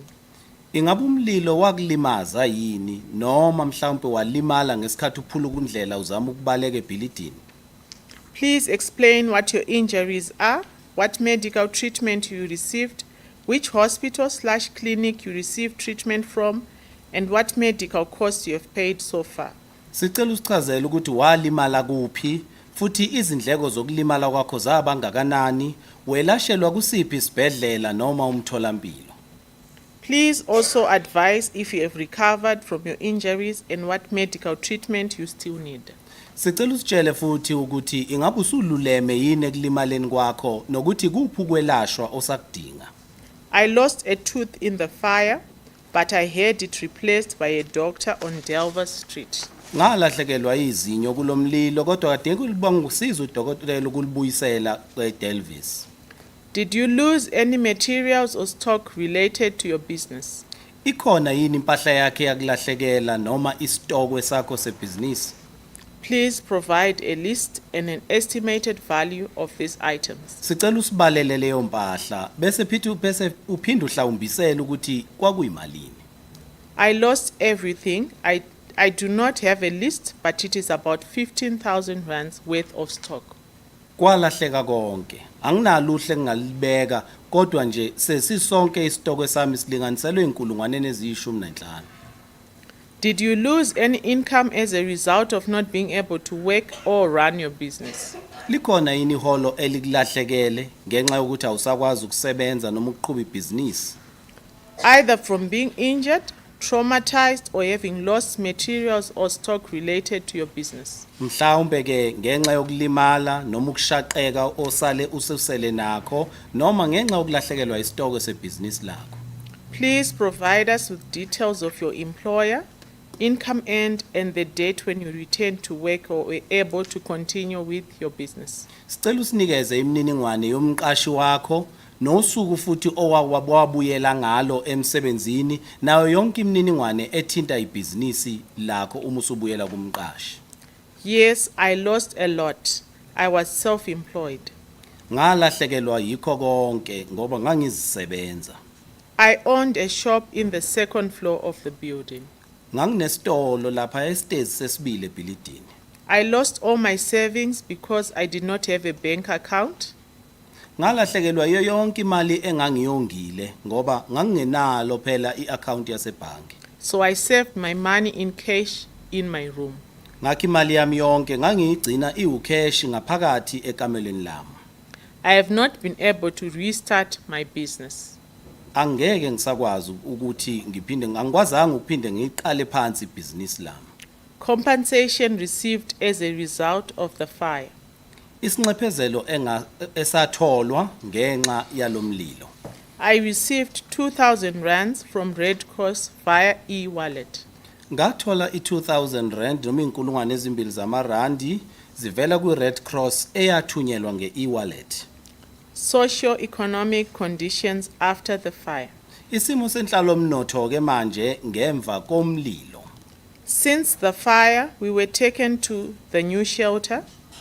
Ngemva kokuba sequbuka umlilo sathathwa sayohlaliswa kwenye indawo entsha. At first it was nice, but weeks later things changed. Ekuqaleni isimo sasisihle, kodwa ngemva kwamavikani izinto zashintsha. I have access to water, shower/toilet facilities and electricity. Ayikhona amanzi, ishawa yokugeza, amanzi kanye nogesi. In terms of cooking, we have to take turns because there is not enough gas. Uma sekuziwa ke ekuphekeni, kwakufanele sipheke ngokushintshana ngoba ayikho igas eyanela wonke umuntu. There are many problems with the current shelter. Ziningi kakhulu ingcinamba esibhekene nazo lapho sihlala khona njengamanje. On the day we received the money from the Red Cross, we were given 72 hours notice to leave the shelter. Ngosuku esanikezwa ngalo imali evela ku-Red Cross, sabe sesibekela umnqala mlajuqu amahora angu-72 ukuthi siphume siphele kule ndawo. But I could not leave because I could not afford to leave. Angikwazanga ukuhamba ngoba ngeke ngikwazi vele ukuphuma ngihambe. The police came and forced us to come out. Amaphoyisa afika afuna ukusikhipha ngendluzula. There was a fight. Kwaqubuka impi. Some people left, but I stayed. Abanye abantu bahamba kodwa mina ngasala. Relief sought. Usizo olufiselekayo. Documentation in my name/passport. Ukuthola amaphepha abiza igama lami noma ipassport. Place to stay. Indawo yokuhlala. Capital, money to start a business. Ukunika imali engingakwazi ukuqala ngayo ibhizinisi lami. Any other relevant information. Khona elunye ulwazi futhi olubalulekile. NA. Alukho. Madam Chair, may I request that this statement be entered into evidence as NRF 25. It is so admitted.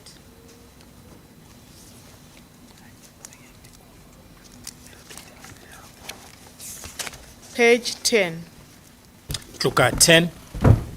Victim name, Vito ra muxanisiwa, Cholofelo Mukoko. Tsulufelo Mukoko. Address at the time of the fire, Adrese hi nkarhi wa ndzilo, Usindiso building occupant. mutshami wa le ka Usindiso building. Current address, Adrese ya sweswi, Hoffland Park Community Center. Hoffland Park Community Center. Nationality, Tiko ra ku tswariwa, South African. i muAfrika-Dzonga. Language, Ririmi, Setswana. Xitswana. Gender, Rimbewu, female. i wa xisati. Residence at the Usindiso building. Matshamelo ka muako lowa Usindiso. I started staying at the building in 2019. Ndzi sungule ku tshama ka muako lowu hi 2019. I was staying at Jeep and Harrison and paying rent. A ndzi tshama eka Jeep na Harrison ndzi hakela rente. I came to stay at Usindiso because of my boyfriend's sudden unemployment, which led us to seek accommodation at the shelter. Ndzi sungule ku tshama ka muako lowa Usindiso hikuva munghana wa mina kumbe boyfriend ya mina sa heleriwe hi ntirho hi xihatla. My boyfriend's friends from Tanzania referred us to the building as we did not have money for rent at the time. Munghana wa mina kumbe boyfriend ya mina yi hi rhumele ka muako lowu hikuva a hi nga ri na mali hi nkarhi wolowo. We then started staying on the 4th floor in 2022. Kutani 2022 hi sungule ku tshama eka xitezi xa vu-4. When I gave birth to my first child, my boyfriend's spaza shop stopped operating. Loko ndzi tswala mativula ya mina spaza shop xa boyfriend ya mina a xi nga ha tirhi.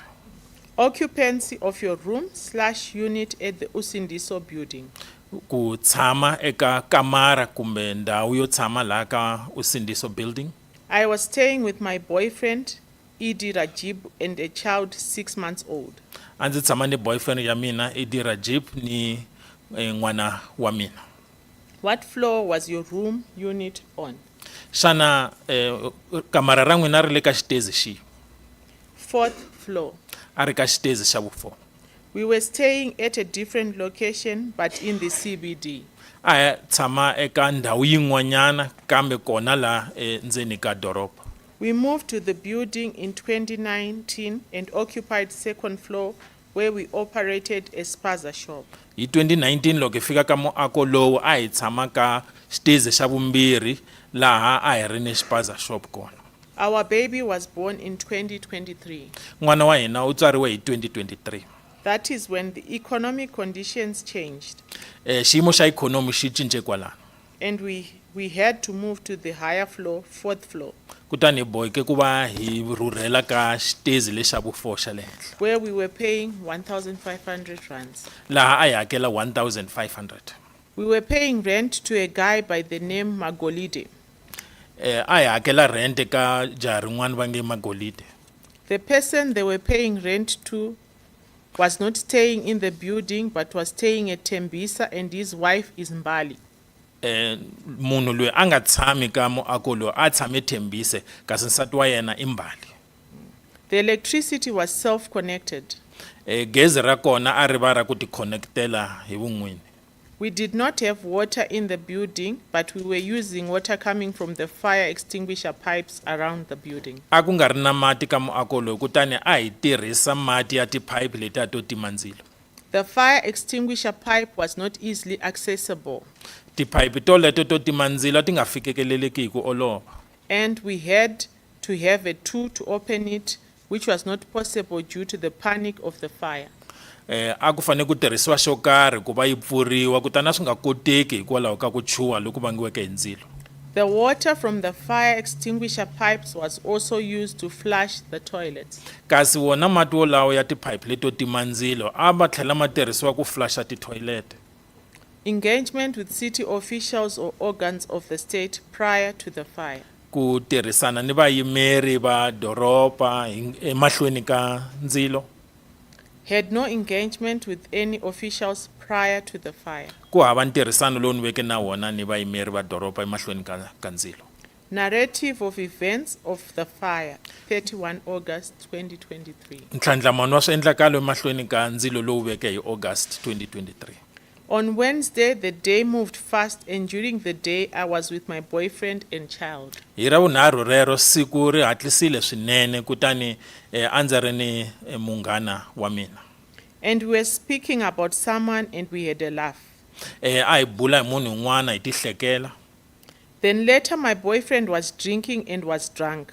Boyfriend ya mina ndzhaku ka nkarhi a ti nwela kutani a dakwa. At midnight at 1:30, after feeding the baby, exikarhi ka vusiku endzhaku ka ku va ndzi dyise n'wana hi va ma 1:30. I could smell something burning. Kutani ndzi twa leswaku ni nchumu lowu tshwaka.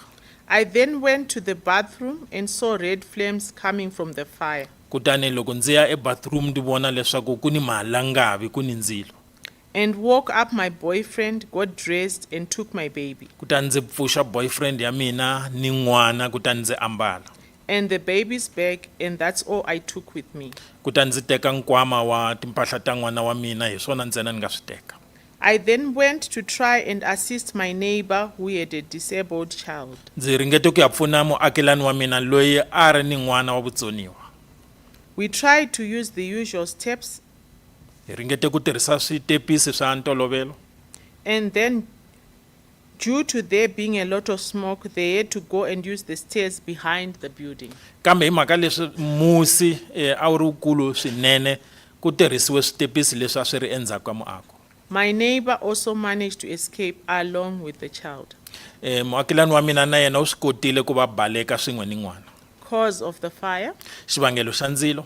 I am not sure, but there are rumors that there are people who were fighting on the ground floor. A ndzi tiyiseki kahle kambe mavarivari ma vula leswaku ku ni vanhu lava va lwa la ka muako lowu. And then they went quiet for about 15 minutes and the fire started after that. kutani va miyela kambe endzhaku ka timinete ta kwalomu ka 15 hi laha nkwetlembetano nga sungula kona. There are many different views in terms of who or what caused the fire, and I can't say for sure. Mavonelo ni leswi vuriwaka swa ku kahle kahle ndzilo wu sunguriwe hi yini swi tele naswona ndzi tiyiseki. Engagement with city officials or organs of the state after the fire. Ku tirhisana ni vayimeri va doroba endzhaku ka ndzilo. We only spoke to the NGOs who promised us money and other things. Hi vulavule ntsena ni mihlangano leyi vuriwaka ti-NGO lava va hi tshembiseke mali ni swin'wanyana. And they only gave us 2,000 rands. Kambe va hi nyike 2,000 rand ntsena. My boyfriend also received 2,000 rands. Boyfriend ya mina na yona yi amukele 2,000 rand. And we were told to leave the building and seek alternative accommodation with the money we received. Hi byeriwe leswaku hi suka ka muako luwa hi ya kuma ndhawu yin'wanyana hi tirhisa mali leyi hi nyikiweke yona. Did you lose a family member or a member of your household in the fire? Xana u feriwe hi xirho xa ndyangu hi nkarhi wa ndzilo? Please provide details of the person, your experience in burying their remains, and the cost of the funeral. Kombela u hi nyika vuxokoxoko bya yena ni leswi endlekeke loko karhi u n'wi lahla ni swikoxo swa kona. No close relatives or any family member was lost in the fire. Ku hava xaka ra mina ra le kusuhi leri feke hi nkarhi wa ndzilo. Did you lose any of your belongings or were they damaged in the fire? Xana u lahlekeriwe hi nhundzu ya wena leyi kumbexana yi tshweke hi nkarhi wa ndzilo? Please provide a list and an estimated value of these items. Hi kombela u xaxameta swilo swa kona ni ndzinganyeto wa ntsengo wa kona. Yes, refrigerator, television, and a TV stand, and the rest was stolen while we were at the shelter. Ina ndzi lahlekeriwe hi fridge ya mina, TV ni xitendi xa TV kasi leswin'wanyana naswona swi lahleke kwalano. Did you get injured by the fire or did you get injured trying to escape from the building? Xana u vavisekile hikwalaho ka ndzilo kumbe loko u ringeta ku baleka u huma emuakeni lowu? Please explain what your injuries are, what medical treatment you received, which hospital/clinic you received treatment from, and what medical costs you have paid so far. Kombela u hlamusela leswaku u vaviseke njhani, u kombele mpfuno wihi wa vutshunguri ni swibedhlele kumbe tliliniki leyi u yeke ka yona ni swikoxo swa kona leswi khumbekaka. Page 12. Tluka 12. Please also advise if you have recovered from your injuries and what medical treatment you still need. Kombela u hlamusela leswaku xana se u horile ka ku vaviseka kumbe xana lowu veke na kona leswaku u pfuniwe njhani hi ta vutshunguri. No injuries were reported. A ndzi vikanga nchumu hi ta ku vaviseka. Did you lose any materials or stock related to your business? Xana ku ni nhundzu yo karhi leyi ku lahlekeleke leyi khumbaka bindzu ra wena? Please provide a list and an estimated value of these items. Hi kombela u xaxameta swilo swa kona ni ntsengo lowu ringanyetiwaka. The business was no longer operating at the time of the fire. Hi nkarhi wa ndzilo bindzu ra mina ri nga ha tirhi. Did you lose any income as a result of not being able to work or run your business? Xana ku ni muholo lowu ku lahlekeleke hikuva u nga ha swi koti ku ya emahlweni ni bindzu ra wena? Either from being injured, traumatized, or having lost materials or stock related to your business. Hikwalaho ka ku vaviseka u lahlekeriwa hi nhundzu ya wena kumbe u twe ku vava hi xiviti xa ndzilo lowu. Please provide us with details of your employer, income earned, and the date when you returned to work or were able to continue with your business. Kombela u hi nyika vito ra muthori wa wena ni siku leri u koteke ku tlhela ha rona entirhweni ni leswaku hi swihi leswi khumbekeke ku khumba ntirho wa wena. My boyfriend, who is Tanzanian, boyfriend ya mina leyi nga le Tanzania is not free to travel anymore as we lost documents in the fire. a nga ha tshunxekanga ku ti fambafambela hikuva mapapila ya hina ma lahlekeriwile hikwalaho ka ndzilo.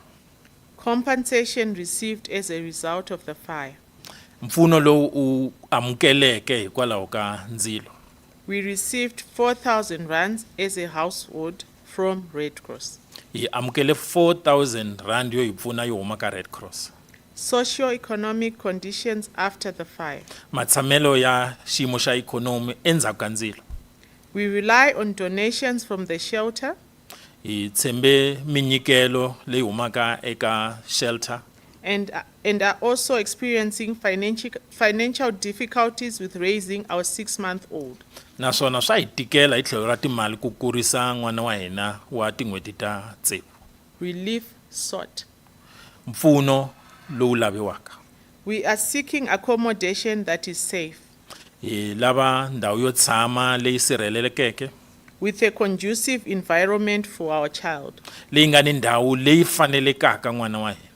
I would be grateful if my boyfriend is assisted with getting his documentation. Ndzi nga tsaka swinene loko boyfriend ya mina yo tlhela yi kuma mapapila ya yona. I would like to be assisted with opening up a business as well, as I was a vendor at some point. Naswona ni nga tsaka loko ndzo pfuniwa leswi ndzi tlhela ndzi sungula bindzu ra mina tanihileswi ndzi hanya hi ku xavisa. Any other relevant information? Rungula rin'wana ra nkoka. I wish for the person responsible for the fire to be found. Ndzi navela onge munhu loyi a vangeke ndzilo lowu a nga kumiwa. Madam Chair, may I request that this statement be admitted into evidence as NRF 26. Thank you, it is so admitted. Page 13. Iphepha 13 Victim name, igama lochaphazelekayo Grace Mandla. uGrace Mandla. Address at the time of the fire, Indawo ebehlala kuyo ngexesha lomlilo 80 Albert Street, Marshalltown, Johannesburg. 80 Albert Street, Marshalltown, Johannesburg. Current address, Indawo ahlala kuyo ngoku Hoffland Park Community Center. Hotland Park Community Center. Language, Ulwimi Xhosa. Nationality, isiXhosa ubuzwe South African. ummi womzantsi Afrika. Gender, Isini female. ibhinqa. Residence at the Usindiso building. Umhlali wesakhiwo sase Usindiso. 24 August 2023. 24 August 2023. Occupants of your room/unit at the Usindiso building. Indawo yohlala okanye igumbi eUsindiso. I stayed with my friend Tabiso Pisani, who is 37 years old. Benhlala nomhlobo wami uThabiso Pisani oneminyaka 37. What floor was your room/unit on? Ubuhlala kumgangatho wesingaphi okanye igumbi lakho belikumgangatho wesingaphi? Floor 1, room number 110. Kumgangatho wokuqala kwigumbi 110. Socio-economic conditions prior to the fire. Imeko yokuhlala yezoqoqosho ngaphambi komlilo. I did have access to water and electricity, cooking and toilet facilities. Bendikwazi ukufumana umbane namanzi kunye nendawo nezinto zokupheka. I had no concerns with my living situation. Beningenangxaki ngemeko endiphila phansi kwayo. Engagement with city officials or organs of the state prior to the fire. Ukudibana namagosa esixeko okanye ezinye iinhlangano ngaphambi komlilo. No. Andikhange ndidibane namntu. Narrative of events of the fire. Ukubalisa ngento eyenzekileyo ngala mini yomlilo. 31 August 2023. 31 August 2023. Myself and Tabiso were not around when the fire broke out. Bendingekho noThabiso xa ubuqala lomlilo. I arrived at 3 in the afternoon and found out that my neighbors had passed away. Ndifike ngentsimbi yesithathu emva kwemini ndafumanisa ukuba abamelwane bam baswelekile. When I arrived, the police was blocking off the entrance into the building. Xa bendifika amapolisa ebenqanda uba kungangenwa kwesakhiwo. Cause of the fire. Unobangela womlilo. I do not know because there was no electricity and it's difficult to pinpoint the cause of the fire. Andazi kuba bekungekho mbane ngoko kunzima ukuchaza kakuhle uba yintoni ebangele lo mlilo. Engagement with city officials or organs of the state after the fire. Ukudibana namagosa esixeko nezinye inhlangano emva komlilo. I spoke to Nigel Branken. I spoke to Nigel Branken. ndiye ndathetha no Nigel Brenton. Did you lose a family member or a member of your household in the fire? Ngabe uye walahlekelwa lilungu lefamily okanye umuntu obuhlala naye kulomlilo? Please provide details of the person, your experience in burying their remains, and the cost of the funeral. Sicela usinike inkcukacha zalomuntu kuquka nokuba nimngcwabe njani futhi zithini indleko zokumngcwaba. No. Akekho, azikho. Did you lose any of your belongings or were they damaged in the fire? Ngaba uye walahlekelwa zizinto zakho okanye ziye zonakala ngexesha lomlilo? Please provide a list and an estimated value of these items. Sicela usinike uludwe lwazo kuquka nexabiso lazo. I lost the following. Ndilahlekelwe zezinto zilandelayo. Bed estimated at 1,800 rands. Ibhediethelekelelwa kwi-1,800 rand. Fridge estimated at 3,200 rands. Isikhenkcezisi esiqikelelwa kwi-2,300. Two-plate stove estimated at 200 rands. Istovu esiqikelelwa kwi-200 rand. Money in the amount of 3,500 rands. Imali engange 3,500 rand. Kettle estimated at 220 rands. Sorry. Kettle estimated at 220 rands. Ikhetho eqikelelwa kwi-220 rand. And clothes. Nempahla zonxiba. Did you get injured by the fire or did you get injured trying to escape from the building? Ngaba uye wenzakala usenzakaliswa ngilomlilo okanye wenzakala ngexesha uzama ubaleka lomlilo? Please explain what your injuries are, what medical treatment you received, Sicela utsho uba wenzakele njani kwaye futhi loluphi uncedo lwezonyango oye walufumana? which hospital/clinic you received treatment from, and what medical costs you have paid so far. Sesiphi isibhedlele okanye ikliniki eye yakunceda kwaye futhi zeziphi indleko oye wazibhatala ukuzotsho ngoku? Please also advise if you have recovered from your injuries and what medical treatment you still need.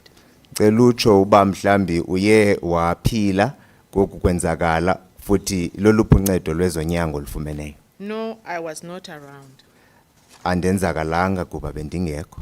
Did you lose any materials or stock related to your business? Ngaba uye walahlekelwa zizinto zakho okanye istokwe seshishini lakho? Please provide a list and an estimated value of these items. Sicela utsho usinike uludwe futhi uchaze nexabiso lazo. No. Akukho nto nilahlekelwe yiyo. Did you lose any income as a result of not being able to work or run your business? Ngaba uye walahlekelwa ingeniso kuba ungakwazi usebenza okanye ungakwazi uqhuba ishishini lakho? Either from being injured, traumatized, or having lost materials or stock related to your business. Mhlambi kuba wenzakele okanye wothukile okanye ulahlekelwe isistokwe seshishini lakho? Please provide us with your details with the details of your employer, income earned, and the date when you returned to work or were able to continue with your business.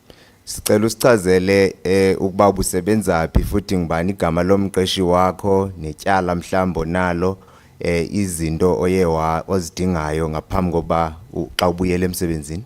No. Akukho nto nilahlekelwe yiyo. Compensation received as a result of the fire. Isibonelelo oye wasifumana ngenxa yalomlilo?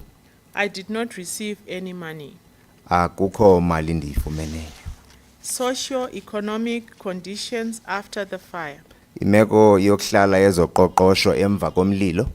I do have water and electricity, toilet facilities and cooking facilities at Hoffland Park. Ndinayo amanzi, umbane nezinto zopheka phaya eHotland Park. The only concern I have is that it is dirty. Into nje endingayithandiyo kukuba kumdaka pha. Relief sought. Uncedo oludingayo. 10,000 rands. 10,000 rand. Any other relevant information? Khona enye inkcazelo ebalulekileyo? The concern I have is the possibility of the building being moved and we getting evicted. Into endixhalabisayo kukuba esi sakhiwo kuzawufuneka mhlambi singasetyenziswa nam ndichaphazeleke. I would want to live in flats in the CBD because of the threat that the shacks catching fire and the trauma experienced from this incident. Ndingathanda uyohlala ezifletini kwi-CBD kuba ndothukile kakhulu into eyenzekileyo apha. I would also like the city to help upskill those who were affected in the fire. Ndicinga ukuba ndingathanda uba isixeko sincede abo baye bachatshazelwa ngulo mlilo baqeqeshwe okanye bancedwe. Madam Chair, may I request that this statement be admitted into evidence as NRF 27. Thank you, Mr. Matiza. It is so admitted. Madam Chair, may I request that we adjourn the proceedings for today? Yes, these proceedings stand adjourned until tomorrow at 10 o'clock.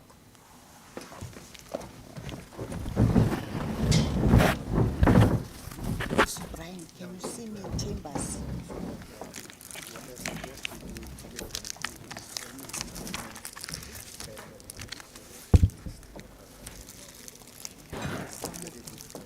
Yes.